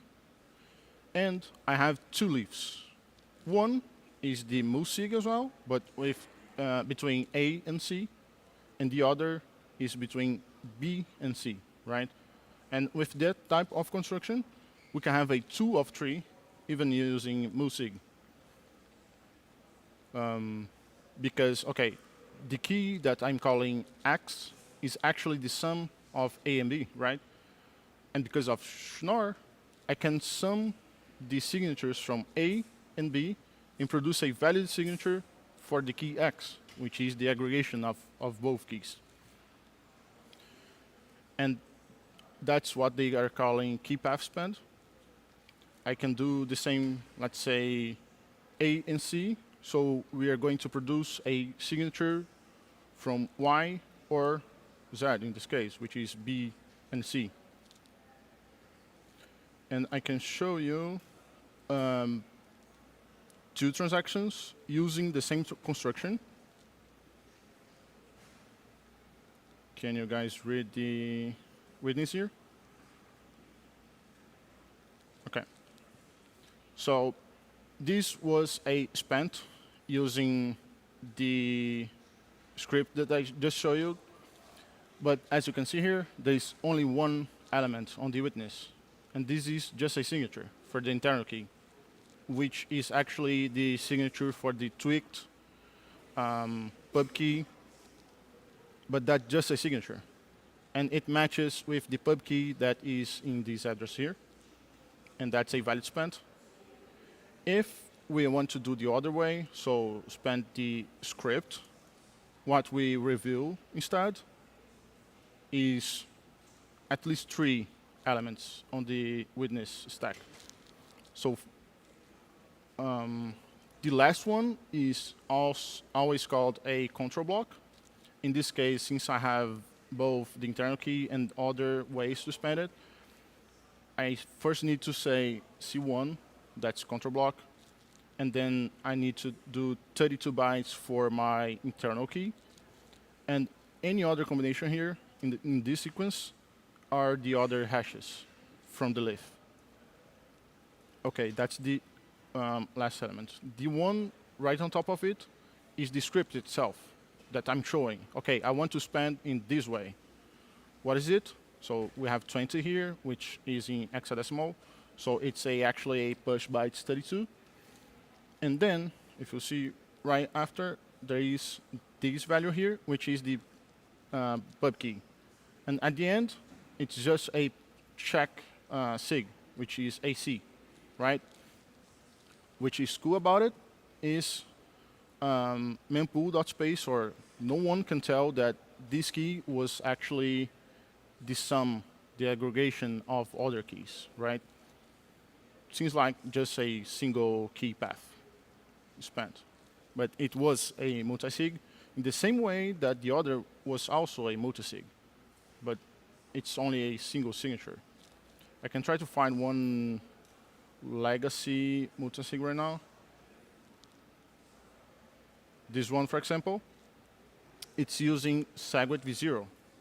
And if we see at the witness, what we need to reveal to the world is that, okay, that's my first pub key, that's the other. I have in total 2, and I need 2 signatures. So that's a 2 of 2 multisig.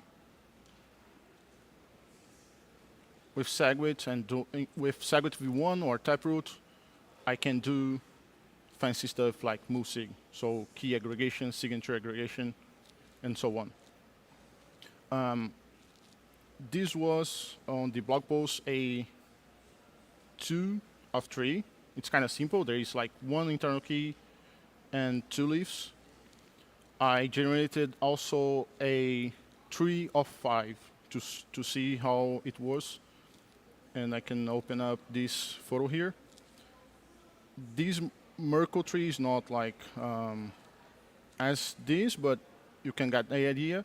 You have basically a internal key here or other leaves. So RP, Q, LM, and the rest, right? So let's say I want to spend from I just need to show the signature. And that's actually the signature of A, B, and C, right? What if I want to spend from, let's pick R in this example? What I need to reveal? Well, I need to reveal the R script, what I'm committing to. In this drawing here, I need to reveal the hash of X3, which is the combination of 2 here, and X7, and that's it. So the control block should, the witness should look like the signature from R in this example, the script, which is the push 32 bytes, the key R, and the object sig. And for R, as I said, I just need to reveal X3 and X7. Let's see if I wrote that right. So yeah, I, X3, X7. And I did this for every single case that we can have.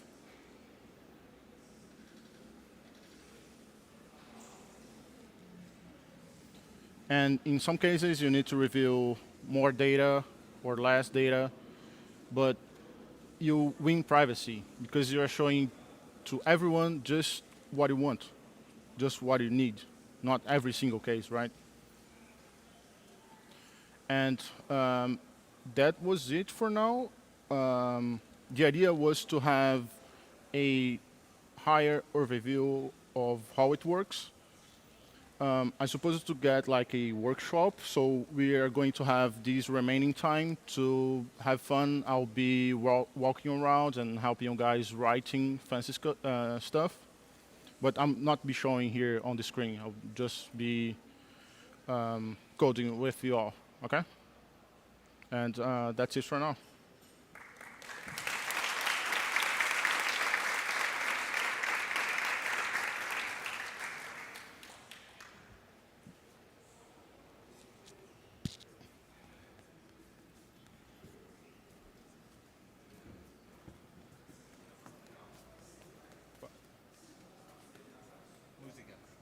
Aí a ideia agora vai ser eu vou ajudar o pessoal para fazer umas paradas, mas preciso mostrar no. Ah, ok. Então, acho que não.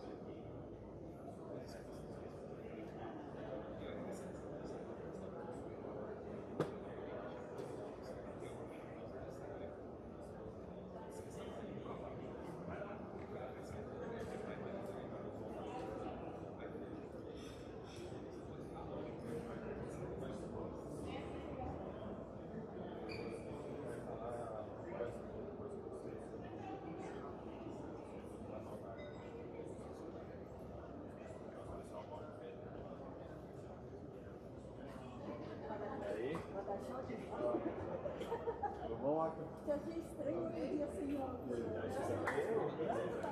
As olheiras, parece que eu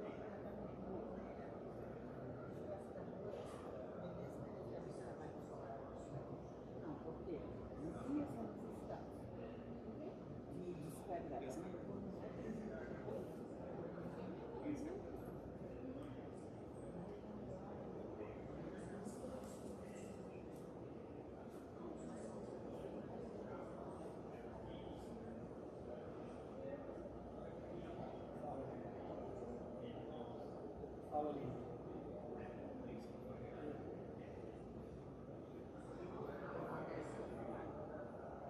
Sim, tá na gavetinha.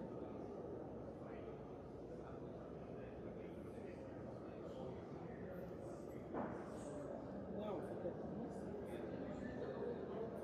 dentro do case, fica tudo junto já. Tá, não fica separado. Não, deixa isso pra fora. Tá, ele tá indo, a antena tá indo nele, tudo certinho nele.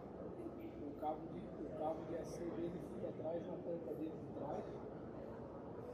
Tá? Não, tranquilo, eu acho que eu vou precisar dele no sábado só. Tem um evento no shopping. No domingo eu vou precisar dele. Tá.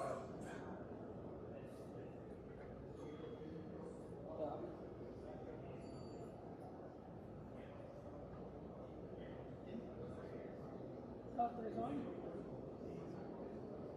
Ui! Tá, beleza, fica frio. Valeu, tchau.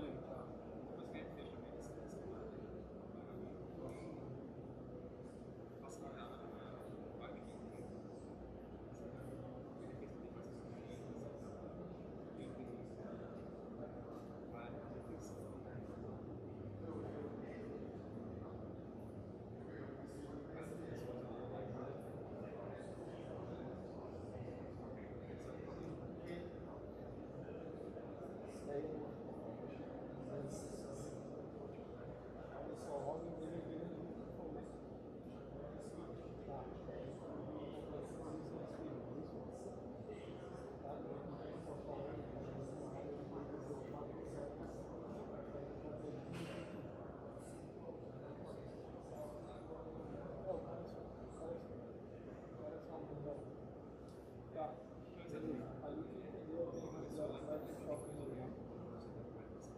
Tá, e aí eu vou montar uma montagem. Beleza? Então tá, vamos acabar aí comigo.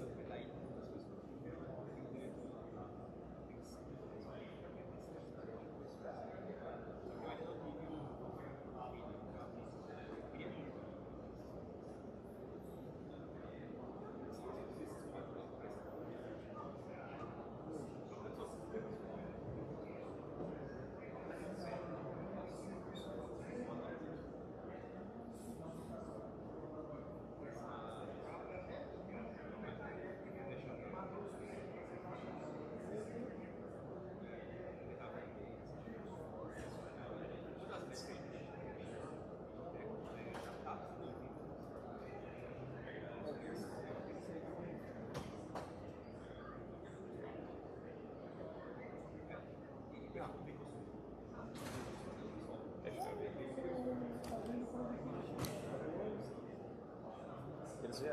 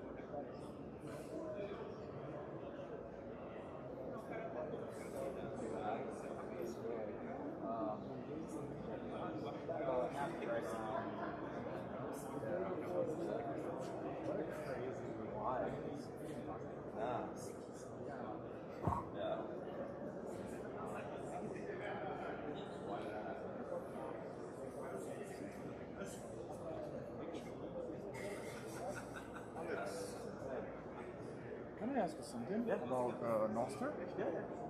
Can I use Noster as a pretty much like I can plug and play Noster as a pay-to-tablet key? As a pay-to-tablet with an NPUB? Yes. Yeah. Can my NPUB I convert that to a tablet address and I use my NSEC to sign it? Yeah, I mean, it's the same thing as just like a hub. So Okay, great. So the name hub is a different thing. Thank you. Back 32. Back 32.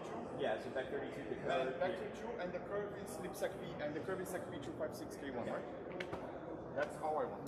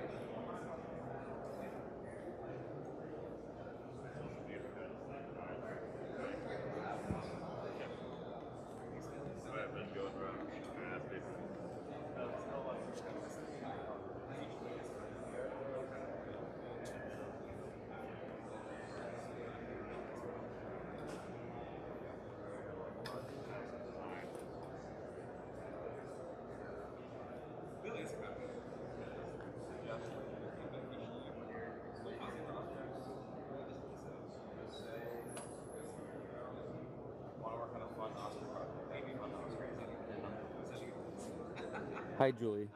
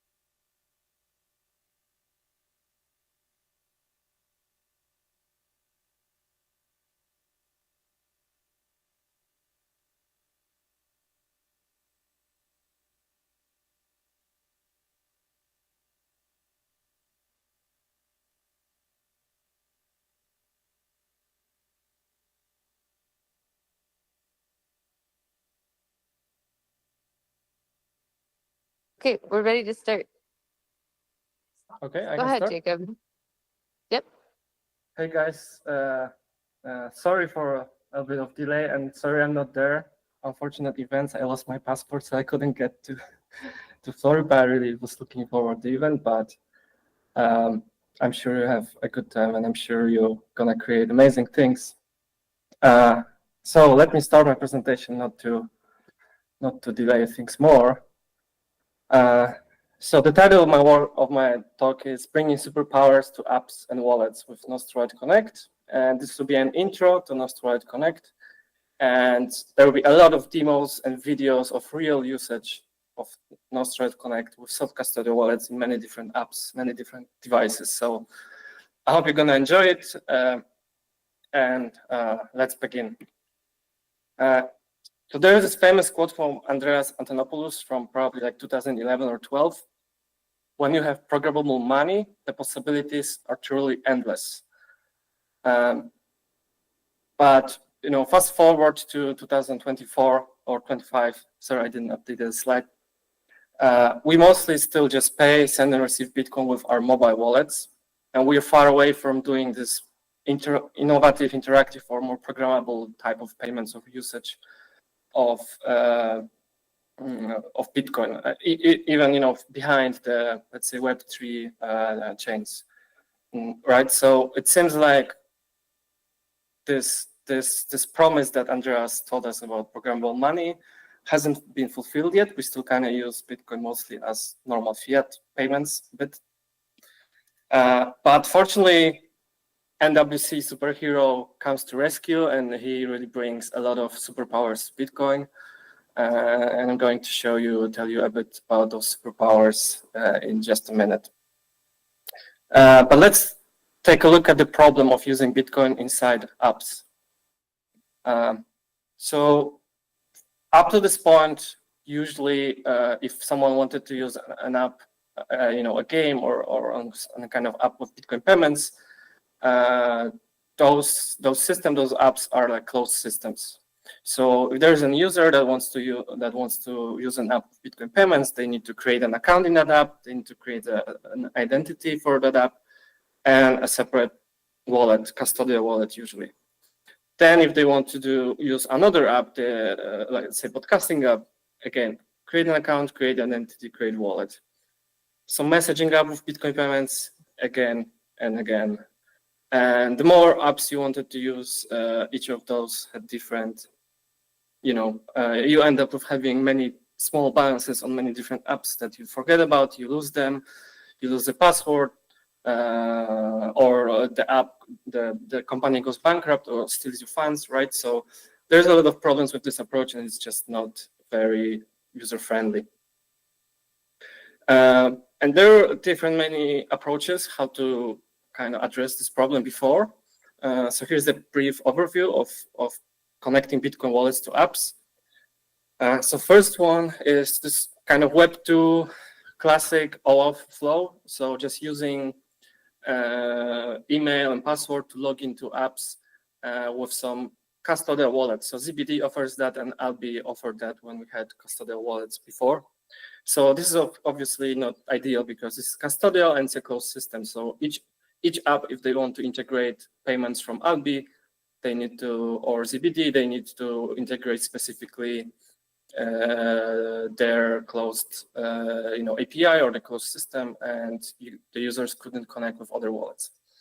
There is LN URL auth, but this actually is just an identity. It doesn't work with payments, right? So you can log in to some apps with your Lightning wallet, but still the payments you need to do separately, scanning the QR code with your mobile wallet or any other way. So there's no sustained connection between the app and the wallet.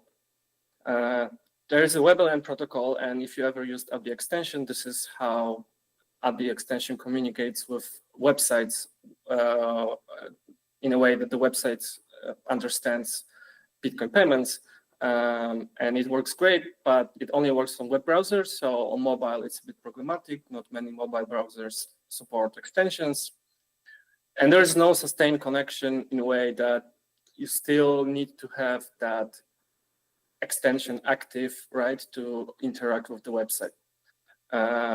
But there's some nice improvements with budgeting. So you could set a budget for, let's say, 10,000 sats for that website. So when you're active on that website, you can do payments without any confirmation from the extension, right? So the payments are completely seamless, right? So it still brings a lot of benefit to user experience, but only on web browsers. There is LNC, Lightning Node Connect, and it allows for the sustained connection. So you can once it's connected, and if your node is online, you can just use the app with payments inside without any interaction, user interaction enacted on the node side. It's actually kind of similar to NWC, which I'm going to explain a bit more next slide. And I'm not exactly sure why it didn't caught on. It's still supported only by LND. As far as I know, it's much more complex and harder to work with. And at least in my experience, it was also much less reliable than NWC. So the connection would broke. And also if you had a node under on the Tor network, the payments and the payments were really slow. So we believe that the future of Bitcoin wallets and apps is integrated, meaning you can use your wallet directly inside apps. The app doesn't create their own wallet. The users bring wallet to their apps, and it's also great that it gives less overhead for the app developers, so they don't need to bother about the whole Lightning infrastructure and wallet infrastructure. They just need allow users to connect and interoperable. So you could use many wallets in those apps, and many wallets, different wallets from different companies, different open source projects can all interact with those apps. So coming back to Nostroid Connect, which I think is the best answer to all this problem and best solution to all this issues. So Nostroid Connect is an open protocol to connect Lightning wallets to apps. And it allows for a sustained interaction between wallet and apps. So once the connection is made, a user can just enjoy using the app. And if they want to stop the connection, they can just use the NWC wallet to stop it, but there's no need for any other interaction. It leverages Nostr as a neutral coordination protocol, which I will show in the next slide. So there's no need for, the user doesn't need to have a Nostr account or Nostr keys. So if you don't care about Nostr, you don't need to care about Nostr. Nostr is used here as a backend, as a communication between apps and wallets. Users come with wallets of their choice. This is a big benefit. Everyone has their different favorite wallet. So if that wallet supports NWC, you can just use it in other apps. Users can set specific time and budget limit for each connection. And this is very important because when you connect with NWC, you basically allow the app to spend from your wallet. So it's important to set some kind of restrictions on that. So in the case, I know someone hacks the app or just creator of the app want to steal your funds, you're protected at least with some limits. So you can set a budget like 1,000 sats a day, or 10,000 sats a month. And you can also set a period, how long that connection will be active. So for example, only one day if you just want to try out the app, and then the connection will stop automatically, right? Or it can be for 1 year or 1 week or whatever you want. And what's really important, it works across all platforms and all devices. So users can connect to mobile apps, native apps, PWAs, desktop apps, websites. I don't know, probably even on Apple Watch, or if the device or the software you want to connect has an internet access, and you can create some software on it. You basically can use it as a wallet.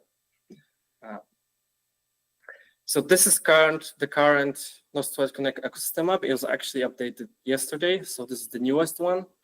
I don't know if you see it well, but yeah, we have a couple of wallets. Lately, Prima Wallet joined the family.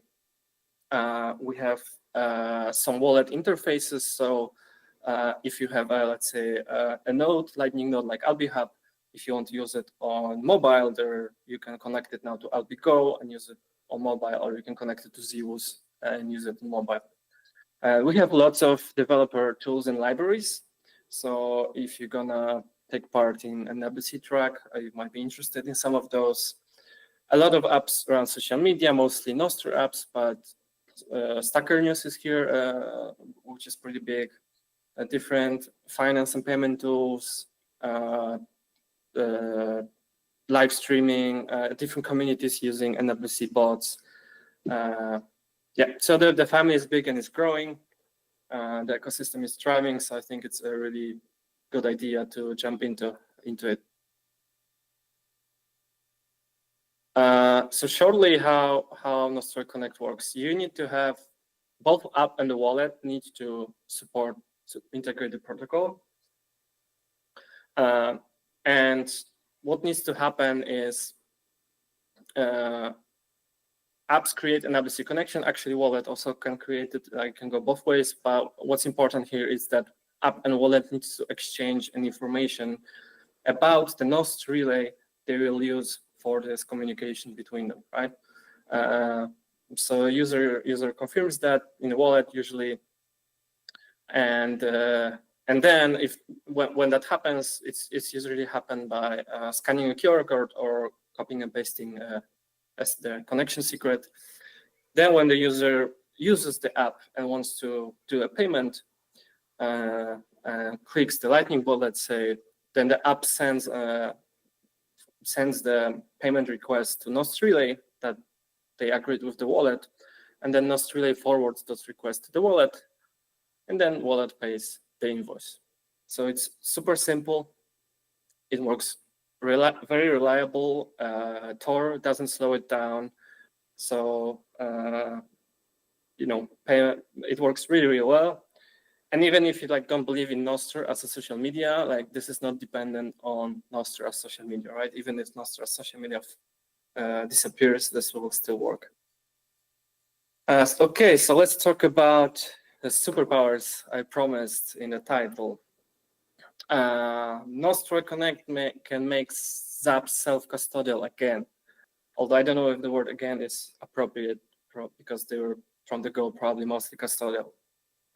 So you've probably seen this data about Zaps that 95% of them are custodial. This is a bit outdated. Also, as Albi, we don't offer any more custodial wallets, so this might be a bit different, but it's still probably the fact that most of the Zaps are custodial. And we as hardcore Bitcoiners, we don't like it. So here is a video from AlbiHub, which is a self-custodial wallet, where I connect this wallet to Damus mobile Nostr app. I set my budget, renewal, limit, and then I scan this with Damus. This is the second video when I do it, the scan. And this is how the connection is made usually. So the wallet is already connected, and then I click Lightning bolt, and it automatically sends payments from my node. Super simple and very fun. Oh, I even showed that the payments went through.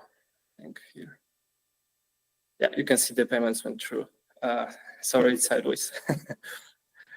Yeah, so I think there's a big superpower. We can really make Zap self-custodial again. This protocol has a chance to really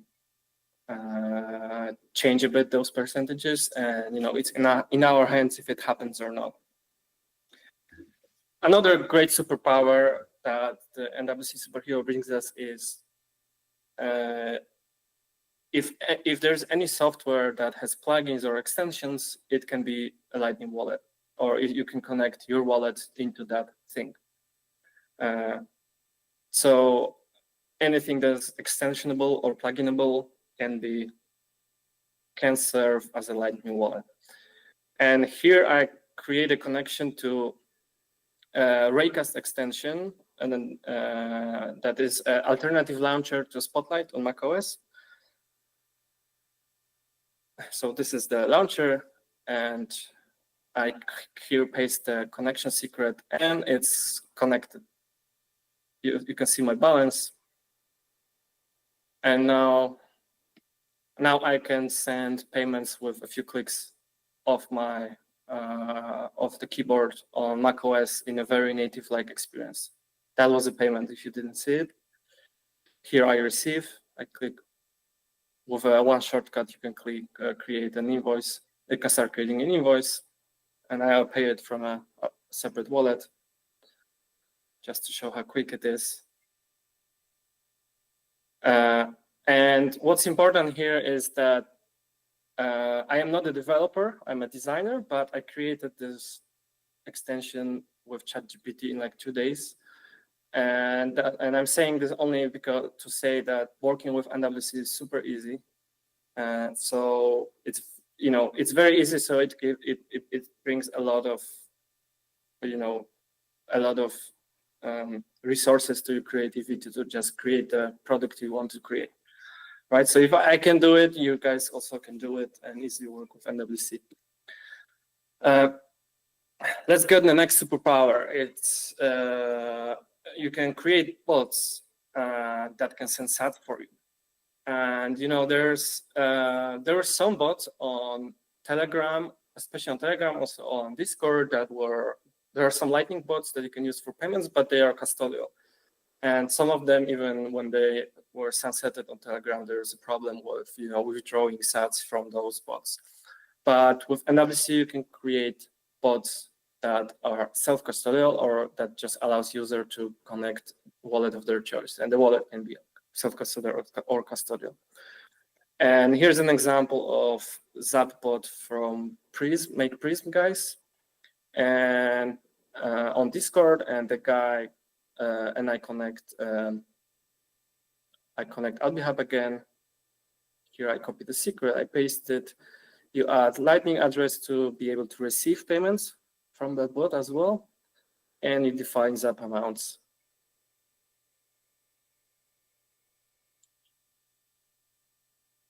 And now how you Zap with this bot is by using Lightning emoji. So here I try to use Lightning emoji on a few accounts. The problem is I don't know who set up the Lightning address. I actually don't know which one of them will actually go through.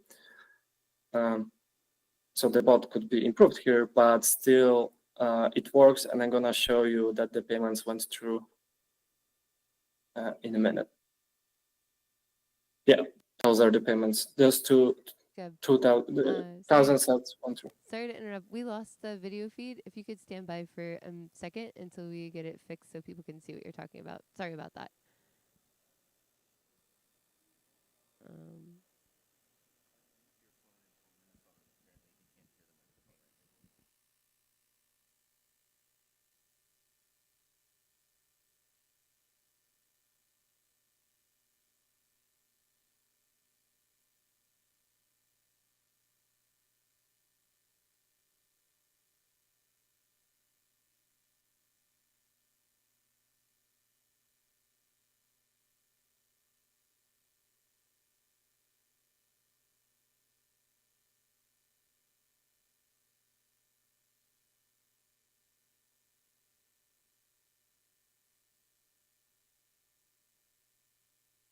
And showcase of this kind of programmable payments that you can do with NWC is doing dozens, hundreds, thousands of transactions in one click. And this can also be achieved with the Zapbot. Here, Bob is trying to Zap 30 users with 21 sats. And he actually connected Mutiny to that bot So he now switches to Mutiny to just confirm this payment. And here you see those requests. And he just approves them all to send this payment to 30 users. Another really cool feature that NWC brings and was not really possible before in the self-custodial setup is subscription payments or donations or any kind of periodic payments that are automatically pulled every month or every week or whatever time frame you want. And here's a Geyser integration with Flash, which is also a sponsor of the prices, and the Flash offers this kind of subscription with NWC. So here you can see I set 10,000 sats a month, and I actually have a connected wallet already to Flash, my NWC wallet. So I just confirm and pay. And it started, and the first payment is already pulled. This is the first payment, and in 30 days or 31 days, another payment is pulled until the user stops it. And we have this amazing NGOs or these organizations that support Bitcoin development or human rights or Bitcoin related activities with human rights, or we have newly founded Bitcoin Design Foundation that supports designers. And I really love to set up this recurring donation to those that every month I can support them with some sats. So I really hope one of those could bring something like that. And if they have an open source website, or you could also work on such a subscription for them on the track if you'd like to. Another superpower is creating an unruggable POS terminals. So sometimes on these Bitcoin events, conferences, or any other even meetups, you may give out a terminal to accept Bitcoin payments to someone who you don't know, maybe you don't trust them a bit, or you're afraid they, I don't know, steal or just send Bitcoin by accident somewhere. So with NWC, you can create a connection that only allows to create invoices. It doesn't allow to send payments. And we created this kind of proof of concept BuzzPay POS that here you can see as I connect with my Albi Hub, and I click out the permissions to send payments. I only allow to look up transaction history and create invoices. So this is a simple terminal that you can only create invoices. And I'm gonna pay this from my mobile wallet, I think, just to showcase it works. Yep. Another superpower of NWC that has a huge potential, I think, is infusing games with Bitcoin. So as I said, anything that is extensionable or pluginable or moddable can have Bitcoin payments. So if there are any games that can be modded, you can create a mod that allows for payments in game. Or if you're just a game developer and you want Bitcoin payments inside your game, you can just natively add them. And here's a game made by Roland from Albi, Zappy Bird, where you connect your wallet. And in that game, each jump is one sats payment.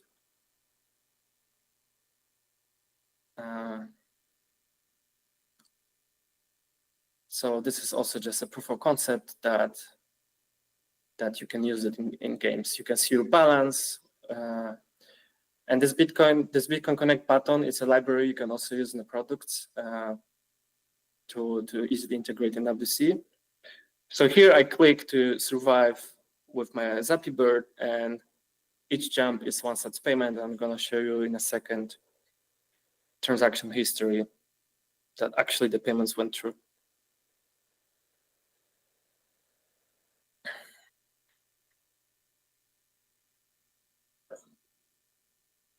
You can see one such payment that were made just now.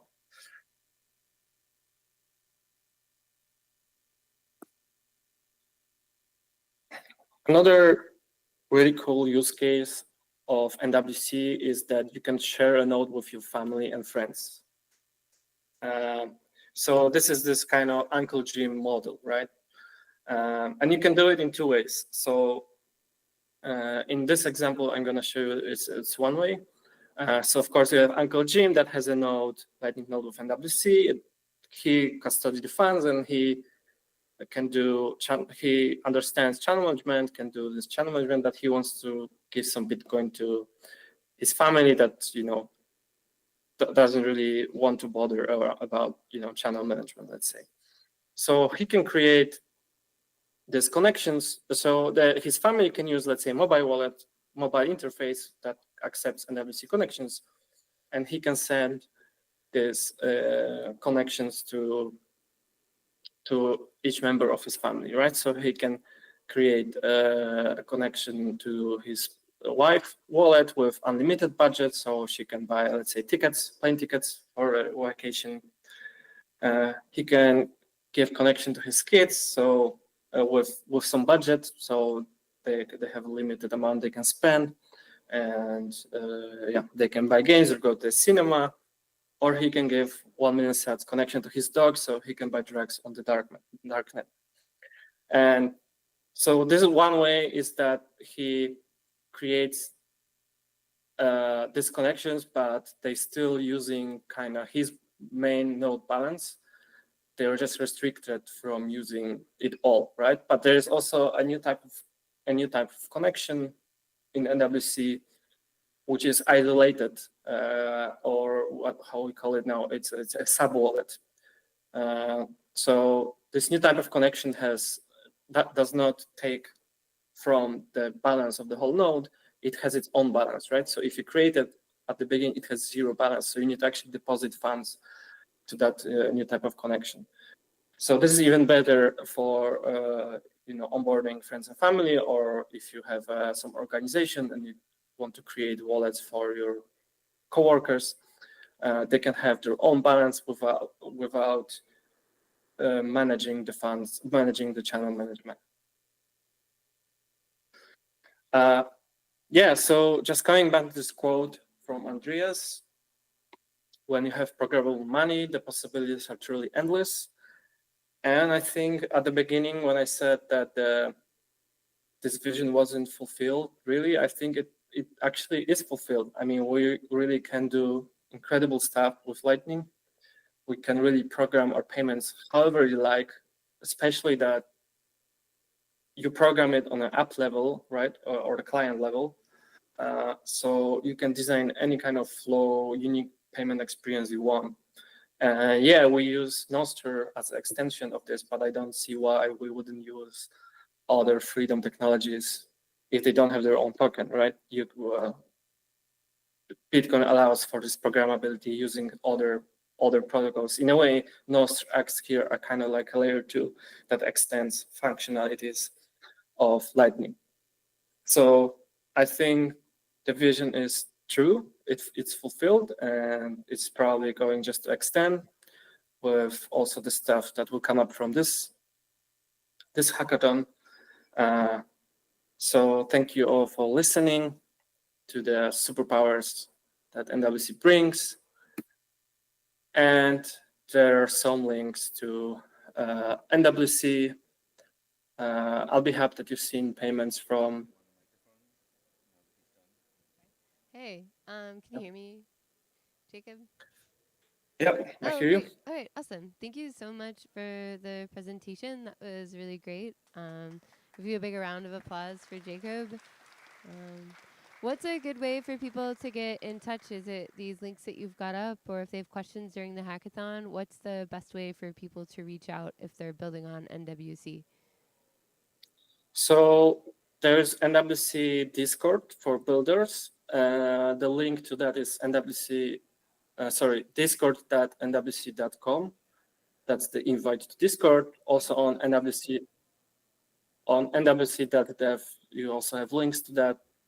And we created a separate channel, hackathon channel, so you can just come by, share your idea, or ask questions, and I'll be developers and maybe developers from other companies or projects using NWC that can help you answer your questions, and I, as a designer, can also help you with UX, UI a bit. So that's the best way for people working on NWC. Great. Thank you again so much for your time and traveling via the internet to hang out with us today. And we hope to see you at another Bitcoin Plus Plus in the future. Cool. Yep, thanks. All right. Ciao. Bye-bye.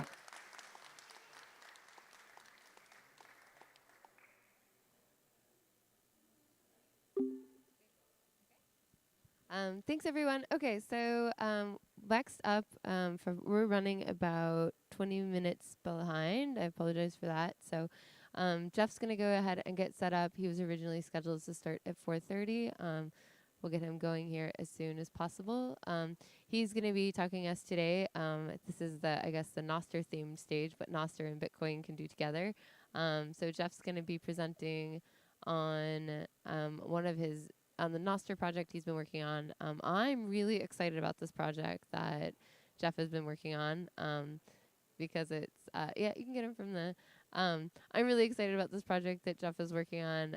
He's doing some really cool work bringing multi-party communication protocols to Nostr so that you can have really truly private group chats, which is something that I think Nostr has been missing for a while. So he'll be talking about his project and hopefully be giving a good overview for people that really are excited about interesting privacy-focused applications, how to get involved in what he's working on. So let's see. I think I'm almost ready. Cool. All right. Great.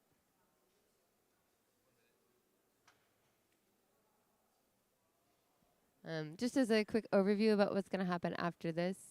Huh? The what? Oh, please, so we're going to have one more presentation after Jeff. We're going to do the hackathon kickoff. I want to remind everyone that please turn in your headsets today. If you brought one home yesterday, we need to go get it and bring it back. We were missing 4 at the end of yesterday. We have to have all the headsets put back today because this is the last day we're going to be doing headset presentations. Tomorrow there's no presentations, and then Saturday we'll have normal speakers that we'll be using. So again, please turn your headsets in at the end of the day. You'll turn them back into the same place you picked them up, which are the black boxes to the right of the stage. And then again, after Jeff, we're going to do the hackathon kickoff, which should be very exciting. We're going to talk through what kind of prizes you're going to get, what to expect. And if you don't have a team yet, afterwards we'll be working on helping people put their team together. Cool. All right, so let's give it up for Jeff G with White Noise. All of these things, microphones and headphones and all the rest. Actually, I'll take this off because I hope it doesn't feedback. Okay, cool. So yeah, my name's Jeff. I have been working on Nostr for a little over 2 years at this point, which is kind of insane to even think about. And for the last almost year, I've been exclusively trying to figure out how to bring really secure messaging to Nostr. So just to kind of date myself very quickly, this was pretty much my first experience with the internet was messengers like Instant Messenger, America Online or ICQ or IRC. And as a kind of young teenager, late kid, like this was mind-bending, right? Like you were talking to people in real time on the other side of the planet whenever you wanted to. And since then, we've had this explosion of all these different messenger clients. Some are regional, some do things slightly differently than others, but the one thing that they all have in common is that they allow us to connect with each other wherever we are, whenever we are, and in really unique ways. And I think one thing that's really interesting about messengers, it's probably the part of the internet that has the most clear product market fit for just general humanity. These apps are used by pretty much everybody that's on the internet on at least a monthly basis. And if you look at this list of apps, you'll probably notice that there's kind of some problems here. 2 of them are the same company. 2 of them have absolutely no end-to-end encryption whatsoever.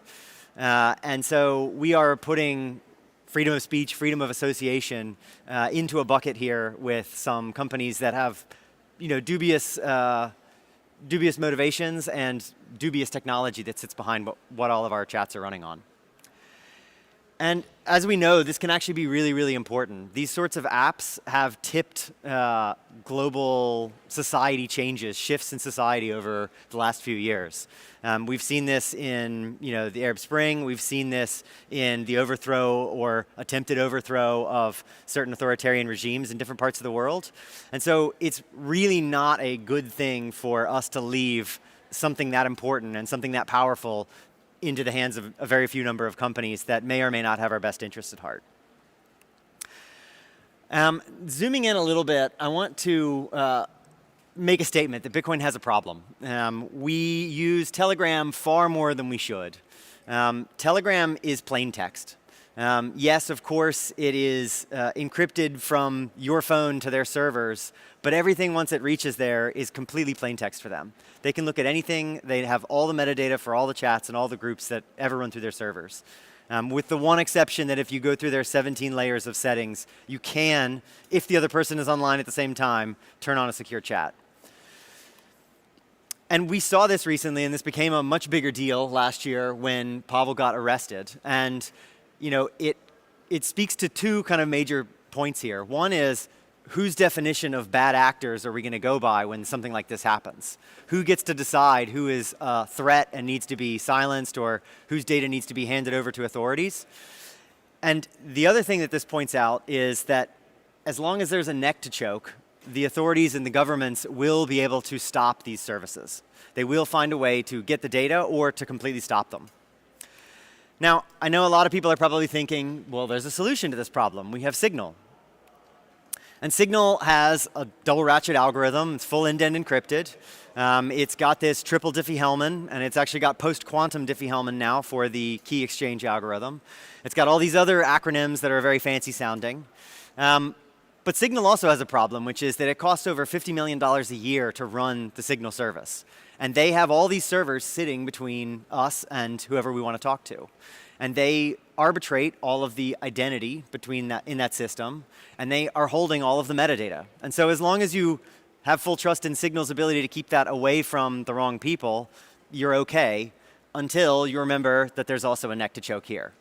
So one way or another, Signal will end up at one point or another either being shut down or being co-opted and having their data taken by one or more parties. So that was kind of the backdrop of why I wanted to work on this problem. And I think I started out fairly naively thinking, well, you can do anything with Nostr. It's a communications protocol. Like, obviously, we'll be able to figure out a way to do encrypted chat. We have public-private key cryptography. We've got an identity graph that's already built out, so we don't need to have a big server where we collect your usernames or your phone numbers.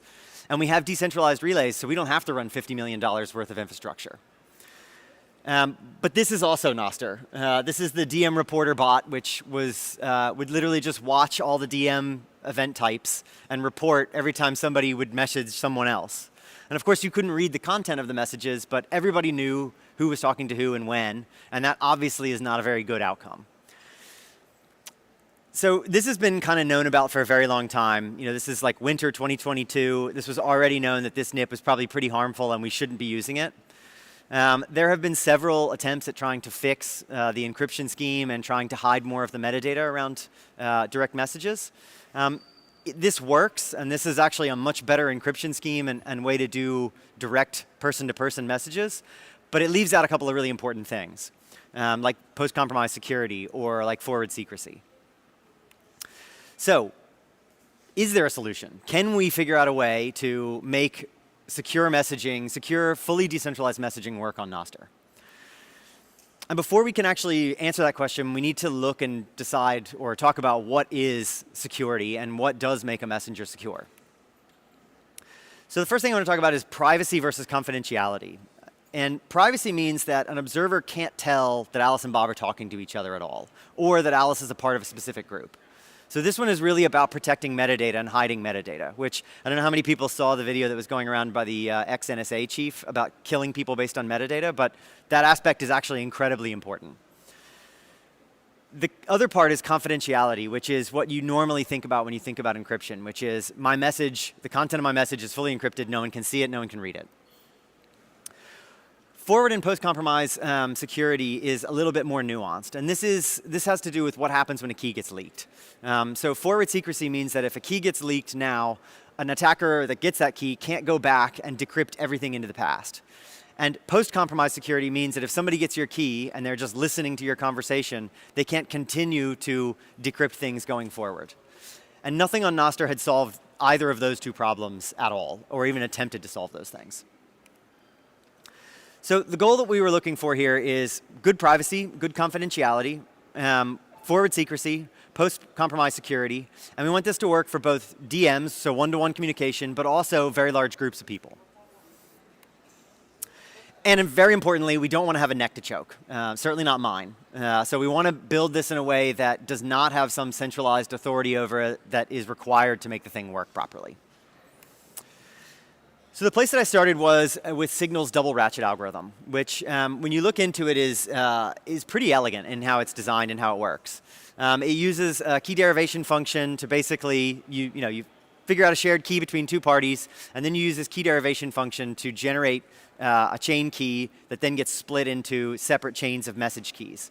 And for a little while, I thought this was going to be the thing. We're just going to be able to use Signal's double ratchet, and we're going to be able to make this work. But very quickly, you run into an issue, which is Signal is pairwise, which means that if I'm in a group and I want to send a message to everybody, I have to individually encrypt every message for every member of the group and send a message to each person.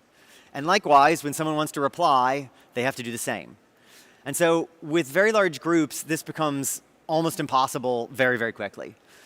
Signal gets around this because they do a little bit of trickery, but they also have $50 million worth of servers sitting in the middle. So you send a message to Signal, they re-encrypt everything and do the fan out. That was obviously not going to be an option on Nostr. So this gave us good privacy, gave us great confidentiality. We got forward secrecy, we had post-compromise security, and it was great for DMs, but it doesn't work for groups at all. So I started to look at something called messaging layer security. How many people have heard of messaging layer security, or MLS, before? Wow, almost no one. Okay, cool. So MLS is a relatively recent Internet Engineering Task Force standard, which, okay, pros and cons. But the thing that I like about MLS is that it is sort of an evolution of what the Signal protocol was, based on binary trees. So instead of using just a single pairwise encryption with two parties, this starts from the point of view that we're going to have arbitrarily large groups, and we need a very efficient way to manage group state and manage the keys of that group. I won't go into any of the details. This spec is like 184 pages long, so if you really, really want to get into it, go for it, or come talk to me. I spent months with this document, so I've got a decent idea of what goes on in it. But the cool thing about MLS was that we get really good privacy and a cryptographic guarantee of the group state for every member in the group, which is something that Signal doesn't even provide. We get really good confidentiality, forward secrecy, post-compromise security, and it's useful for arbitrarily large groups. They've done tests with MLS with groups of 100,000 or so, and they're incredibly fast, incredibly efficient, and you can make changes to those groups over time, which is something that I don't think there's any other protocol out there that allows you to do that sort of thing. So based on MLS, once I finally got my head around that giant doc, I wrote a spec, a NIP for Nostr, on how to apply MLS into a Nostr context. And that's effectively what I've been working on for the last 3-4 months, is taking this spec and building a client with that spec. So just before we get into what the client looks like, the flow here is fairly straightforward. So we'll start with just a simple DM conversation between two parties. So Alice wants to talk to Bob. For this to work, Bob has to pre-publish a key package to Relays. And that's a key that is different from his Nostr identity key, but it's basically a package that says, hey, if you want to add me to a group, use this. So Alice goes and gets this key package. She then creates a group and sends a welcome message with the details of that group to Bob. Bob gets a welcome message. He unwraps it because it's encrypted just for him. that welcome message has all of the state that he needs to bootstrap his own version of the group locally. And so now Bob and Alice have a shared group state that is exactly matching, and they have a shared set of keys that they can use to start having a conversation. And then they use those keys to encrypt messages that they're going to send to each other. Now, the interesting thing here, well, there's two interesting things. One is the actual message sending here it's using MLS to wrap an internal object, and then we send this MLS object encrypted in a more normal NIP44 style encryption. And so that means that we can send this message to relays with an ephemeral key pair, with a single identifier, which is the group ID, which can be rotated over time. And anybody else that's in the group has the ability to know where to go and look or how to query for messages for that group. And so over time, as the group wants to, they can rotate their signing keys, they can rotate the crypto suite they want to use, they can change the group ID, they can change the relays that they use. And so it gives you a lot of flexibility to sort of become a moving target as a private group and keep everybody out of the group that you don't want to be looking for any of the breadcrumbs that you might accidentally leave behind. So how does this work when you start to change it into a group rather than just single DMs? It's honestly pretty much the same. MLS looks at a group of 2 people or a group of 10,000 people as the exact same structure. So Bob goes and gets Charlie's welcome or his key package. He creates a welcome message. The one small change is that he has to propose to the group with Alice that, hey, I'm about to add Charlie to this group. And as long as we both are ready to commit to that, then we move forward. And that commit is what is actually the thing that does the key derivation function from the top and changes the entire binary tree. And that obviously gives you forward secrecy on that rotation, because as all those keys rotate, Charlie is now allowed in the group, but only from this point forward. He doesn't have any of the past keys, so he can't see anything in the past. And so as soon as they've committed to this, Charlie then uses the welcome message, he gets the new group state, he joins, and they can go on discussing things. So like I said a moment ago, the messages are published with ephemeral key pairs. And they only have a tag with a group ID, which is just a random 32-byte key, effectively. Those group IDs can change over time. And so, yes, if you are an observer, you can watch relays, and you can see a relative amount of activity for a group, but it doesn't tell you who's in the group. It doesn't tell you how many people are in the group. All you can tell is this group very busy or not so busy? And those group IDs can change, and so if you wanted to just rotate that every day or every week, you could easily do that. You can also have groups that have multiple IDs, and so you could split all the messages across many IDs to make it a little bit harder to follow what's going on. The other interesting thing is that the messages inside that we're sending between users in the group are actually just unsigned Nostr events. We use a kind9, which is a chat message. And so we, for free, get all the benefits of Nostr reactions, images, all the tagging, all of the replies that you can do to different Nostr types or message kinds. And so all of that stuff we just get for free. And the reason we leave them unsigned is so that there's no way for those to ever be accidentally leaked onto a public relay and published. Since they're unsigned, they will never be accepted by any relay. So they stay local to the device that the user is using.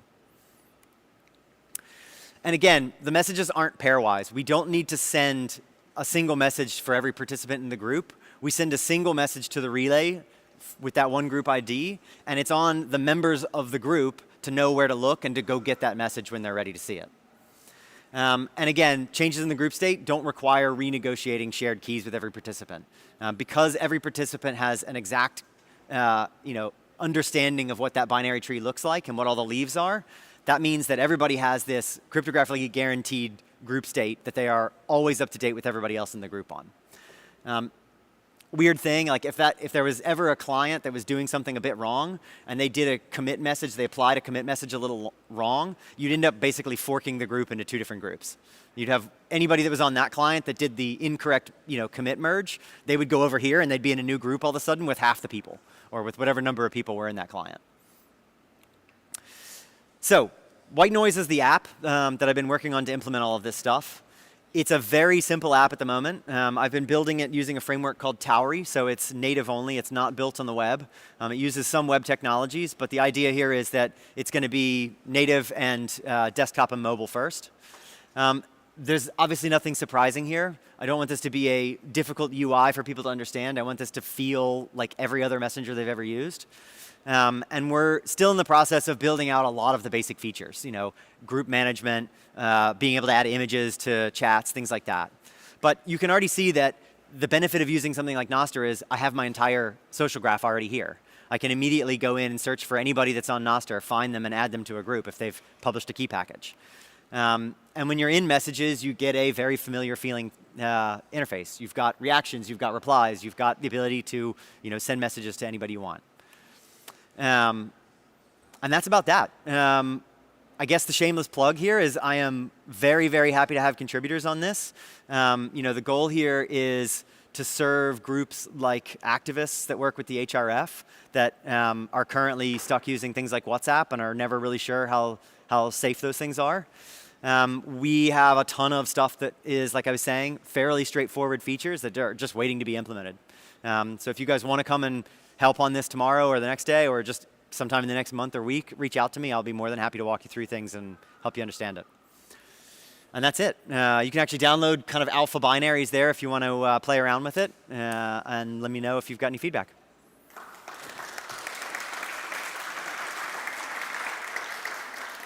Does anybody have questions they want to ask? Yeah. Do we have a mic? Yeah, we'll bring a mic. Okay. Awesome. Thanks, Jeff. Sounds like we're going to get... I have a mic here. We've got questions. Here's the mic.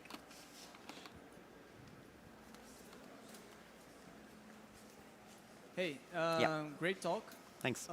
First thing is there a need for interactivity? Like if there's like 60 people in a group and one of them is offline, I don't know, he died and he cannot access anymore. It's the group can move on without him and change and put more people in. Yeah, there's no need for interactivity in any part of the MLS protocol. So whether it's sending welcome messages, like I can send a welcome message to you to start a new group and start sending messages immediately. You won't obviously see that until you've gotten the welcome message, opened the group up on your end, and then those messages will arrive. You can also process messages out of order. So if a message arrives, you've got the keys in order to go back and figure out like how to decrypt that. There's obviously some windowing there you want to do to make sure that you're not just keeping keys forever. But generally, the only thing that matters if you do it out of order is a commit message. Obviously, if you try to apply a commit message in the wrong order, you're going to end up doing weird stuff to your group. Okay, nice. And one more thing about this. There's no way to have like a admin to the group with There is. Yeah, there is. Yeah, there is. So it's not an MLS concept. So when you get into like that level of detail, that's kind of beyond the MLS protocol and more about the implementer. But the way that I've structured it is that there is kind of a concept of who's an admin and who's not. Now, I didn't specify in the spec like what that means. So clients, in theory, could implement that slightly differently. The way I'm thinking about that is that only admins can actually propose changes to the group. Other people could propose them, but they couldn't create the commit to actually make the change. Okay, and the second thing is just if you consider hole punch, I never went deep into it, but I think it's ideally something similar. So what do you think about that? Yes, I did consider hole punch, and I've played with hole punch. I think it's fun tech. It's insanely complicated, and it has the huge glaring fault that there is no network effect already built around it. Like the Nostr network is kind of the most valuable piece of this entire thing, is that we've already got the social graph. We already know who's who. You can see in white noise web of trust scores. So you can see like, okay, this person has invited me to a chat and they're followed by all these other people that we know, mutually. So you've got a pretty good guarantee of not getting scammed by somebody, just because they have the same, avatar image. Cool, thanks. Yeah. I think someone's right behind you there. Yeah. Do you do anything to protect IP addresses so that relays don't know who's talking to the relay? Not yet, but that's absolutely going to happen. I think kind of my plan there is to, what I really want to have is sort of a single switch for, lockdown mode or something that makes it really easy for people to understand. Like, yes, you can go in and configure all the details, but ideally it would just be like, yes, I'm an activist and I'm afraid of things. Put on lockdown mode, and that switches to like Tor relays and, does a lot of other things to hide things like IP address. But right now we don't do anything. Any other questions? Up there?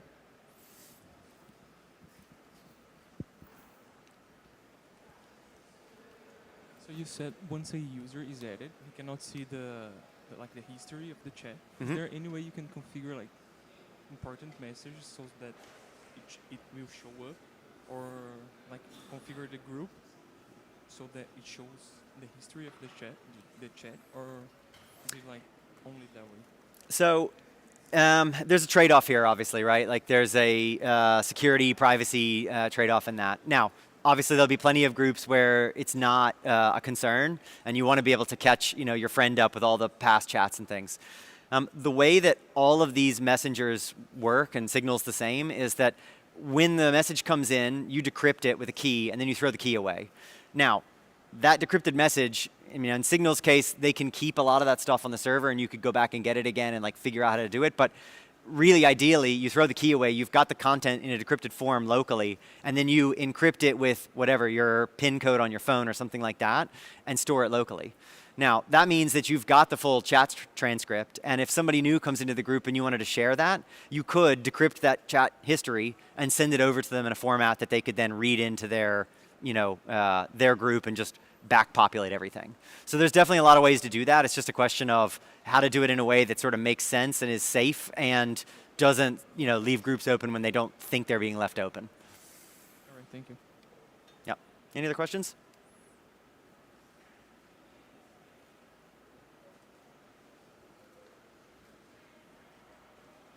Do you have any latency tests, like how many users can talk on some group, or how many users can join the group at some time, performance metric or something like that?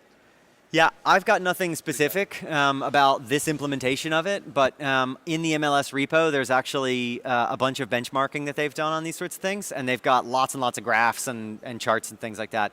In practice, in usage so far, it's like near instantaneous. It's basically, the bottleneck is how fast can you send and receive WebSocket, WebSocket messages. And so that's pretty damn fast. And the message body themselves are actually very, very small. And so, yes, you've got to stop and do that decryption step, but you're not asking a lot of your computer. So I'm pretty confident that you're going to be able to have groups with tens of thousands of users and have it feel effectively real time. Thank you.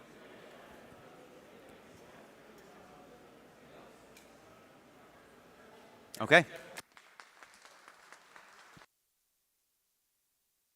Thank you so much, Jeff. That was great.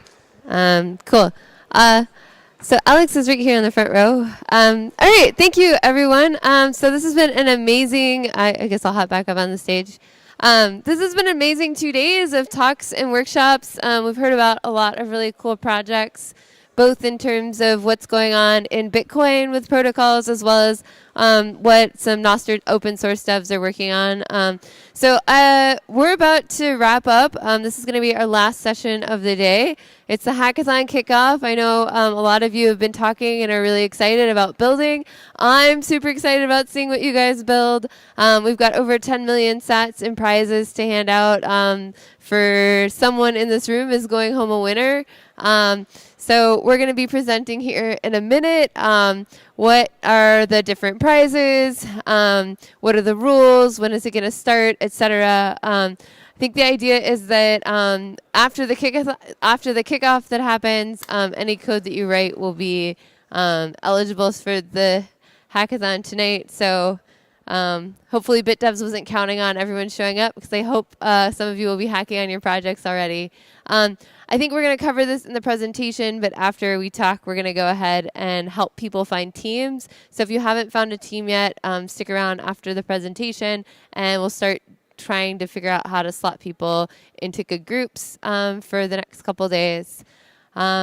as a final reminder, or maybe almost reminder, if you're listening to this, it means you're wearing headphones. If you could please remember to turn the headphones in at the end of the day. We need everyone's headphones back here because this is the last day that we'll be using them. Tomorrow, there are no presentations. We're just going to be hacking, and there's going to be space here for you to work. And then on Saturday, we'll be back, and we'll have everyone present on what they've done, and we'll find out who wins. Okay, so without further ado, I'm going to turn over to myself and Alex to present the Bitcoin++ Hacking Edition Hackathon Kickoff.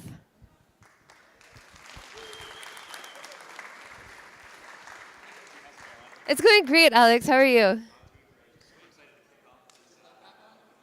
Oh, wait, one sec. We got a mic issue.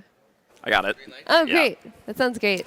Hey, Nifty, how's it going? Oh, it's going great, Alex. How are you? Oh, doing great. Just super excited to kick off the official hackathon for Bitcoin++ in Florianopolis. I'm so excited about this. Let's go. Sweet, let's do it. So, for anybody that hasn't been a part of a hackathon before, hackathons are really a misnomer. Hackathons are more like build-a-thons. They're a competition to build something with technology. You're creating a project from nothing in a short amount of time. Typically, they take about 24 to 48 hours, and ours at Bitcoin++, this conference, is the longest hackathon in Bitcoin++ history. How long is it, Nifty? I think it's 36 hours. Incredible. So we have plenty of time to make amazing projects. Yeah, so the vibe is it's an all-out sprint to build.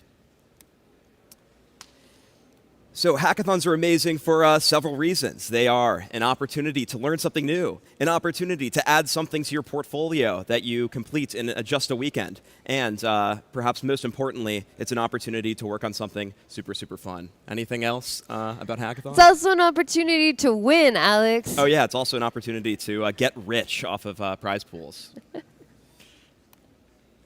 Okay. Into the specifics, that's the overview. You know what a hackathon is now. Let's cover some housekeeping. First things first. If you're not in the Telegram, I'm going to give you 30 seconds-ish to scan this QR code and join the Telegram. There may be important information coming through the Telegram, and you must be inside of this group to receive those updates. Some important pieces of information, such as when is the hackathon starting? When is the hackathon ending? What do I need to do to make sure that my project is in the hackathon? This is not information that you're going to want to miss, so please join the Telegram today. Was that 30 seconds? Sorry? Do you think that was 30 seconds? Fantastic. Okay, great. Next up, the Discord. You're definitely not in this one, or very most likely not in this one. This is very, very important. You need to join the Discord. This is going to be how you do most of the communication throughout the hackathon. So join the Discord. I implore you to, after this, introduce yourself and assign yourself some roles. So there is a Get Roles channel, and you can like a message in that channel to assign yourself a role, like front-end engineer, back-end engineer, protocol engineer, designer. And this will help you hopefully make a team that's well-rounded. We'll post this in the Telegram channel if you don't catch this. Sorry? If we'll post the Discord in the Telegram channel as well. Absolutely, but it's good to join it anyways. As well, if you need support throughout the hackathon, this is the place to get it. There's channels like Find a Team, Ask an Organizer, Ask a Designer, and NWC Help. So for all of the things that you might need specific custom help from experts, this is the place to get it. Are we all good? We're in? Great. DevPost, yet another QR code for everybody to scan. This one is the least important to scan because there is this link is plastered and it's going to be sent in the Telegram, but also it's in the Discord. But DevPost is the submission platform for the hackathon. It contains all of the details that we're covering over this kickoff presentation. But yes, eventually you will need to submit your project through DevPost in order to let us know about it so we can have you present. This looks like a really important thing to remember. Submit early so you don't forget. So do I need to wait until my project is finished to submit, Alex, or when's a good time to submit? Oh, that's a great question. Cool part about DevPost is you can submit as soon as you know what your project is.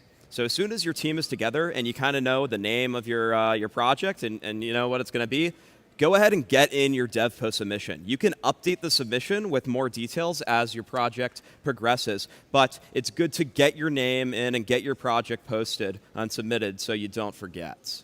Great. Oh, we have some questions. The question. Oh.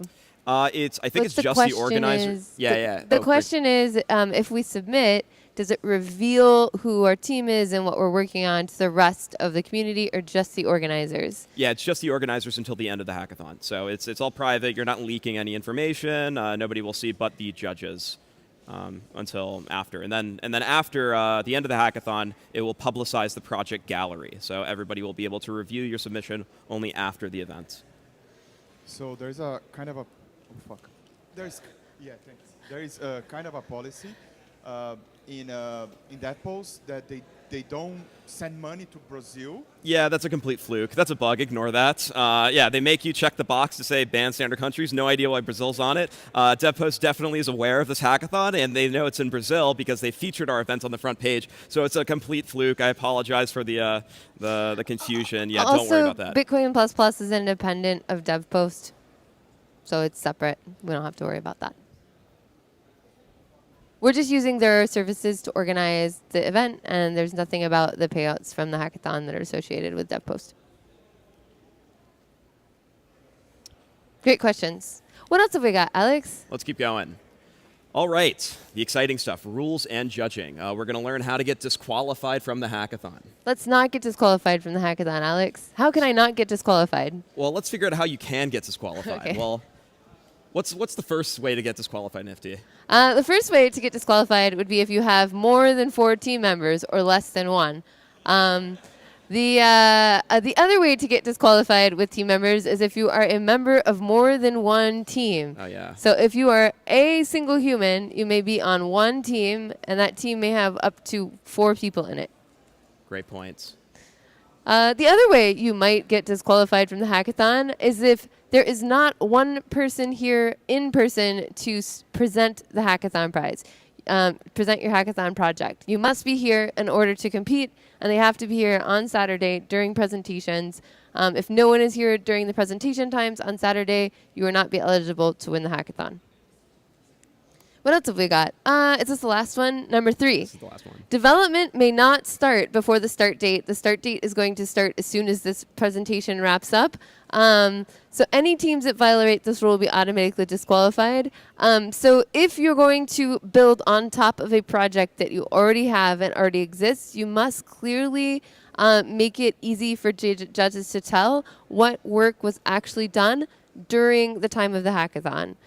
So you can work on existing projects, but you need to be very clear about this is what we built, these are the commits that we made, this is what has been constructed and built during the hackathon time, because that work is what's going to be considered for judging. Yeah, just to emphasize, PRs into existing open source projects can make great hackathon projects. You just have to make it very clear exactly what your contribution was during the hackathon period. We just want to make sure it's fair so that we're comparing apples to apples in terms of what was done during the hackathon period. Awesome. So these are all great things not to do, and I'm sure that all of you will not have any problem making sure that you are qualified for winning the hackathon. Awesome. We have a star-studded panel of judges featuring Lucas Herrera from Vintium, Ellie Morton from Lightning Labs. I don't know how to pronounce your name. L from Lightning Labs. I don't know how to pronounce. Jean Noctis. Jean? Jean. Jean? Jean. Sorry. Jean from Zebedee. And Saunter from Albi. So yes, we have a very qualified panel of judges, and they will select the best projects. Judging criteria, how exactly will they be picking the best project? Well, Nifty, what system of judging do we use at Bitcoin++? Yes, so at Bitcoin++, we use the Women's Olympic Gymnastics judging criteria, where we've added a third category onto the traditional one. So for those of you who are not familiar with Williams Gymnastics judging, the first thing that we're going to look at is routine difficulty. So what did you set out to do? How hard is it to do that? Is it ambitious? Is it not very ambitious? That's the first judging category. So how hard was what you tried to make happen? The second part, so the second category, is how well did you execute it? So routine execution. So this is, okay, you did something hard or easy. How well were you able to pull that off? So if you do something hard and you pull it off well, you should get high points in both categories. If If you do something relatively easy, but you execute really, really well, your score in the first category might not be as high, but you'll get really great marks in the second category. And then the third one is something we call general effect. This is kind of like wow factor, or maybe it was a really cool and brilliant idea. So this is kind of like any extra pizzazz that you added or wowed the judges. So kind of like how much, how impressive or how sparkly was your project, and how much did you make the judges laugh? Did you make the judges cry? That's kind of the general effect category, which is the third thing. Great, and that's how we're going to have the judges judging your projects. Are there any questions about that? Alex, anything you want to add? Yeah, the moral of the story is that winning hackathon projects are well-rounded. You don't just do one thing really well, you do everything really well. This is my first Bitcoin hackathon. Is there any body of documentation that helps outline anything that can help walk me along? Yeah, exactly. There is. If you go to the dev post, all of this information is laid out in incredible detail, as well as there's another document that we'll send out that outlines all of this in more detail. Oh, we have one more question. Does anyone have a mic they can run to this guy? Great. These are great questions. Thanks for asking them, y'all. Hello. Hi. Hi. You said that one person cannot be part of more than one team, but can one team present more than one project? Great question. I think we're going to say no. We want you, just for sake of time, each team really can only have one shot at winning a single prize. So yeah, just focus your energy on one project. Maybe if you have a lot of ideas, try to incorporate it. I have lots of energy. Yeah, maybe you can incorporate both projects into one idea and present them together. What's next, Alex? Prizes and challenges. All right. This is the part that, the exciting part. The fireworks are about to go off. Okay, so the hackathon at Bitcoin++ Beach Edition. The main hackathon competition is open-ended. This is the overall first, second, and third prize. It is a well-rounded project. Anything that involves Bitcoin is fair game. You do not have to tell us that you are going for the overall competition. You will automatically be considered for this top overall prize. In addition to the overall prize, there will also be optional challenges with their own prizes. Submitting for these challenges is optional. But if you do submit for these challenges, you are also considered for the overall top prize. So you don't have to commit to a specific track. Everybody's committing, or is competing in the same overall competition, but you have the option of going for these other challenges as well. Does anybody have any questions about the format? Make sense? We have one question here, I think up front. Thank you. These optional challenges, they are more than one, right? Can I apply for all of the optional challenges? Yes, you can. The challenges are written in such a way that it's kind of hard to go for multiple of them, and that'll make sense in a moment. But if you do indeed, if you think that you want to go for multiple, you're allowed to. Okay, thank you. All right. We have a massive prize pool for this hackathon. 11,100,000 Satoshis in prizes. Now let's see how that's broken down. For the best overall prize, what do we have, Nifty? We have 5 million Satoshis for first place.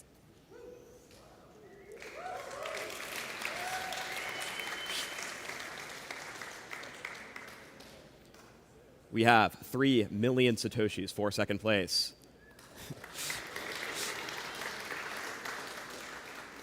And we have 1 million Satoshis for third. And no claps for that. And as mentioned before, if you submit a project into the hackathon and come to present it on Saturday, you'll be automatically considered for these prizes. All right, we have some other more different, a little bit fun prizes as well. We have the quirkiest hack worth 500,000 Satoshis. This is an extra prize. It's not necessarily related to the top prize. And the description is, you didn't win a top prize, but you made the judges smile.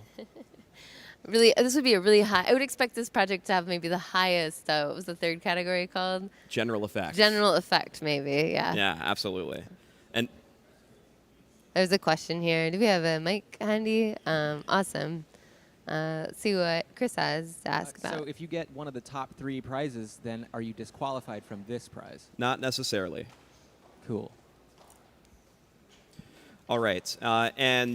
Yes, for notes, all projects are automatically considered for the Quirkiest Hack Prize. You do not have to explicitly say you're going for it. Next prize, Best Design for 100,000 sats. So this project is going to be intuitive, it's going to be polished, it's going to be visually appearing, and they're going to really have nailed their user experience. So really excited to be offering up some sats for people that figure out how to make design work in Bitcoin. Fantastic. And this will be picked by the Bitcoin design experts we have at the conference with us today. Cool. Notes, again, all projects are automatically considered for the Best Design Prize. You do not need to explicitly say that you're going for it. All right, Best Beginner Hack for, oh, this is actually a typo. This is for 500,000 Satoshis, not for 100,000 Satoshis. This is a special prize that is eligible only for teams where each and every member of the team is a first-time contributor to Bitcoin open source. So, if it's your first time at a hackathon and you feel overwhelmed, like you're surrounded by a bunch of experts who have been doing this for a long time, you can still win a prize. Again, this prize is only for teams where each and every member is a first-time contributor. If you have one member that has open source experience, you are not eligible for this prize. Only the teams that only have 100% beginners are eligible for this prize. I have a question. How do you define open source experience? A PR into an open source project that has been confirmed, or a submission to another Bitcoin hackathon. I mean, I have a PR for a typo in an open source project. Anything, yeah, PRs only count, or actually, no, yeah, PRs with from Markdown files are excluded from this. So yes, if it's only Markdown PRs, then yeah, you're good to go. You're still a beginner. Code only. Like a little bit of a code supremacy here. No, first time on code contributions, right? If you're writing complex code, like Turing-complete code inside of your Markdown file, that is not a beginner project, yeah. Great question, though. Wow. All right. So let's see. Yeah. Yeah, and a note. Yeah, this one is different. So if you think if your team qualifies as a beginner, you must designate your team submission on DevPost as you have to check the box when you're submitting that, yes, I want to opt into the Best Beginner Prize. You will not be considered for this automatically. So if your team qualifies, make sure that in your DevPost submission, you indicate it as such. Opt-in only. Great. Okay. What else have we got? Challenges. Let's talk about the challenges, Alex. Let's talk about the challenges. So the first challenge, we have 3 amazing challenges from NWC, or involving NWC. The first challenge is best integration of NWC connections into an existing Bitcoin wallet. Basically, there's a lot of Bitcoin wallets out there, and NWC could improve all of them and make them have a better user experience. So this challenge implores you to find an existing Bitcoin wallet that doesn't yet have NWC support and add NWC support into it. So for example, some wallets you might want to think about is Blink Wallet or La Crypta. Fantastic. So a PR into either of these projects, adding NWC support would make you eligible for this challenge. I think we have one question from the crowd if we've got Mike Candy. What's up, Super? Just wanted to let everybody know I'm an official designate from the NWC team. So if you want help or have questions about integrating NWC, you can ask me. I don't know if anyone else here is that, but I am. So if you're going for this track, I can help. Great. Awesome. So if you have NWC questions, we've got some support here at the venue. Awesome. Thanks, Super. I think we have a couple more challenges from NWC, so that's good information to know for the next challenge as well, right, Alex? Absolutely. Yeah, these next few challenges, all of that information is relevant. Great. Another note. Oh. Again, you must opt in for this challenge. You will not be considered automatically. Make sure, if you're going for this challenge, that you indicate it as such on your DevPost submission.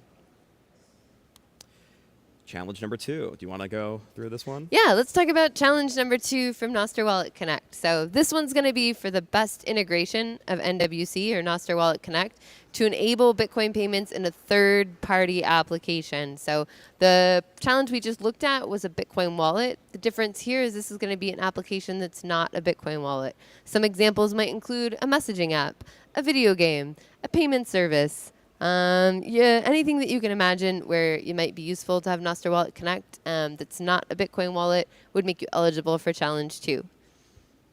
Great. Do you have to opt into this one also, Alex? Oh, that's a great point. Yeah, you have to opt in for this one as well. All right, cool. And then the third challenge for the Nostr Wallet Connect is going to be the best new application. So 1 and 2 about our existing applications. Challenge number 3 is a new application that's using Nostr Wallet Connect.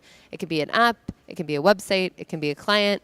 So if you've got a great idea for an app and you include Nostr Wallet Connect, you'll probably need to also opt into this one as well, and you'll be eligible to win challenge number 3 for 333,000 sats. We've got a great example here. You can use an AI agent for optimizing rewards from Bitrefill, maybe an AlbiHub bot to buy Lightning channels, or an auto verification service for Bitcoin merchants on BTC Map, or anything else. Yep.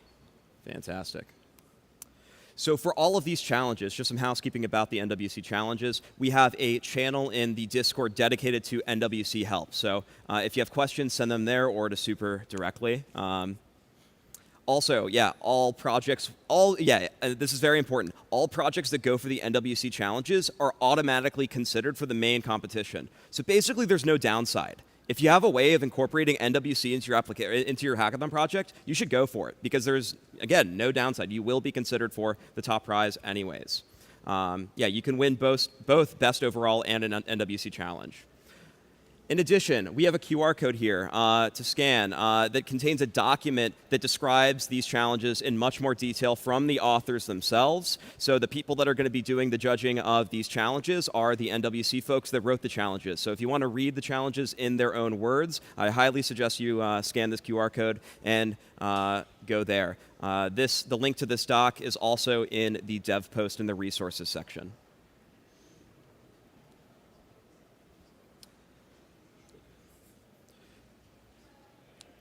Awesome. We're almost there. Kickoff and support.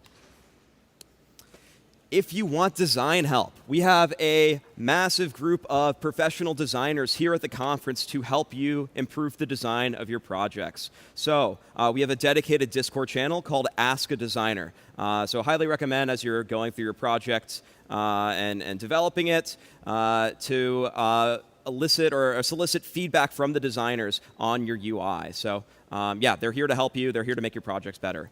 In addition, you can just include a designer on your team. If you have an open spot or you're still looking for a team, highly recommend you including a designer on your team. Lock that designer down. Exclusive help. No. Amazing. The Discord, we will show the link again. There's a big QR code. Yeah, we'll flash it again at the end. We'll also post it in the Telegram that everyone joined. Team building. Hackathons are way more fun when you do it with friends. Hacking alone, while it's allowed, it's discouraged. We want you to meet people and work with other people like you would be in the open source world. So if you don't already have a team, what you should do is come to the stage right after this, not right now, just in a moment, and we're going to help you find a team. Also, if you already have a team and you want to add 1 or 2 more people, you can also come to the stage to grab some extra people to help improve your team. And again, teams have 1 to 4 members. All right. Okay, this gets important. I highly recommend taking a picture of the slide or just burning this into your memory. The schedule. The hackathon starts officially as soon as the kickoff ends. It begins at 4 p.m., or it was supposed to be 4 p.m., which has already passed. So the hackathon is going on currently. And you must get your submissions in before Saturday, which is 2 days from now, at 10 a.m. That is the cutoff. I think on DevPost it says 10:30 is the hard cutoff. But really get your submissions in by 10 a.m. on DevPost. If you miss the deadline, you don't get to present. And that would make us all very sad. So get your submissions in early. If you submit, you can keep working on your project up until your presentation. Is that right, Alex? That is completely correct. The dev post submission is just a placeholder so we know that you want to present. It is not a body of work. You're going to have a link to your GitHub, but the GitHub can continue getting pushed to until your presentation. Great. And technically, everyone could have their submission in by the end of today if they had a group and a project picked out, right? That is true. You could submit incredibly early. Yeah, as soon as you have a project picked out, you should have your submission in. Yeah, that would be great. Okay. Cool. What other deadlines have we got for the schedule, Alex? Yeah, so presentations start at 11 a.m. on Saturday. We recommend that you show up at least 30 minutes early. So come to the venue at 10:30 at the latest so that we can start on time at 11 a.m. We got a lot of people that are going to be hacking, so we got a lot of presentations to go through. So it's important that we start on time at 11 a.m. Your presentation time is a max of 3 minutes per team. Basically, we say try to keep it at 3 minutes. Time yourself in practice, keep it to 3 minutes. We will let you go over and give you warnings until 5 minutes, and then we're going to cut you off.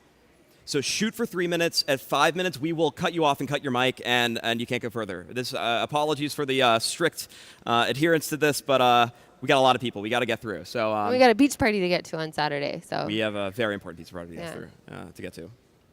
And finally, awards and closing will be at 2:30 p.m. on Saturday. Right here on this very stage. So this is where presentations will happen. We are not going to be using the headphones, so don't forget to turn your headphones in at the boxes after this, because we will be having normal audio happening on Saturday here on the stage. Fantastic. Yes, submit early. Don't forget, every single time there's a team that doesn't submit, and it's very, very sad. Don't make it you. All right. That's all the information we have. That's all we've got, guys. Welcome to Bitcoin Plus Plus's first ever hacking focused Bitcoin Plus Plus. Join these Discords and the Telegram. Augustine from La Wallet was just telling me that he's also here and available to help if people want to help hack on the wallet, and he'll be hanging out in the Discord. I think we've got one more final question here, a few final questions. Let's take maybe 3 questions if we've got them. If you guys have a mic, you can hand out to... We got Chris and then Javier. And then after that, if you want to find a team, come out and hang out here. And I think that's everything. Just also, final note, we have to be out of the building at 6 p.m. It's good to know. Okay, so I maybe just missed this as you said it, but there's a couple of different deadlines. There's 10 a.m., and then you can keep pushing to your GitHub repo after that. Is that right? Everyone who wants to present has to have a submission on DevPost. You have to put the submission into DevPost before 10 a.m. on Saturday. And the earlier you can submit that you have a project, the better we can project how long presenting the projects are. Yes. So if you know you're doing a thing, please submit to the DevPost. Yes. Okay, but then after you submit, you can just keep committing up until you do the demo. Up basically. until you present, yes. Correct. Okay, cool. Thanks. Javier, we got a question up here, I think. Awesome. So in case, let's say we do a submission and then we want to completely change what our project is and completely pivot. Should we make a new submission? Can we completely edit the current submission to change what our project is about? Yeah, great question. You're going to want to edit the existing submission. It's okay. Yeah, the submission is the main purpose of that is just a placeholder, so we know where you sit in line, and so we can count everybody and we can assign you a slot. But yeah, you can continue editing that submission up until you present. Awesome. Thank you. No problem. We've got 2 more questions, I think. Go ahead, Nicholas. Yeah.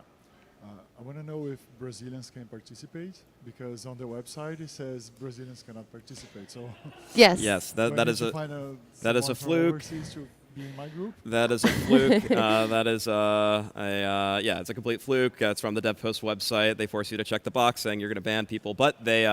For some reason, yeah, they're aware of this hackathon, and they promoted us, so it's completely good. They know we're doing it in Brazil. Obviously, yes, you can. We're just using DevPost to organize the hackathon. It's run by Bitcoin Plus Plus, and we will be the ones giving out prizes, etc. And we're more than happy to give prizes to Brazilians. So. And everyone in the group has to make the application and create a group in DevPost and everything, right? Great question. There's only 1 submission per team. With your dev post submission, you have the option of adding each of the team members. This is just a dev post feature, so your project will show up in your profile. But really, all we care about is that one submission per team. So yeah, encourage you to start stacking your portfolio inside of dev post, but not required. Cool. One more question. This is not actually about the hackathon, but for the bit devs happening tonight, if everyone's leaving at 6, what do we do to come back to bit devs? Who's running? Is the person who's running bit devs? Lorenzo, do you want to? Can you answer that? Hang on, yeah. Just say on the reception that you're going to the event on the FGV classroom, and they should let you in. So we're running. Where are we running bit devs? It's not going to be here. It's upstairs. It's going to be upstairs. Yeah, the left room, room 23, I think. There's all the info in the side events page. So we won't be here. We're going to be shutting down. But you guys are welcome to come back and head up to room 23 upstairs. Yeah, yeah. Cool. Maybe we won't be able to fit everyone in the room, but we'll figure something out. Yeah. Cool.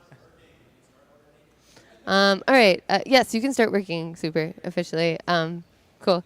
Any other questions? If not, don't forget to turn in your headphones. And for everyone who's looking for a team, we are looking forward to meeting you down front very soon. Thanks for a great second day, everyone. Yeah.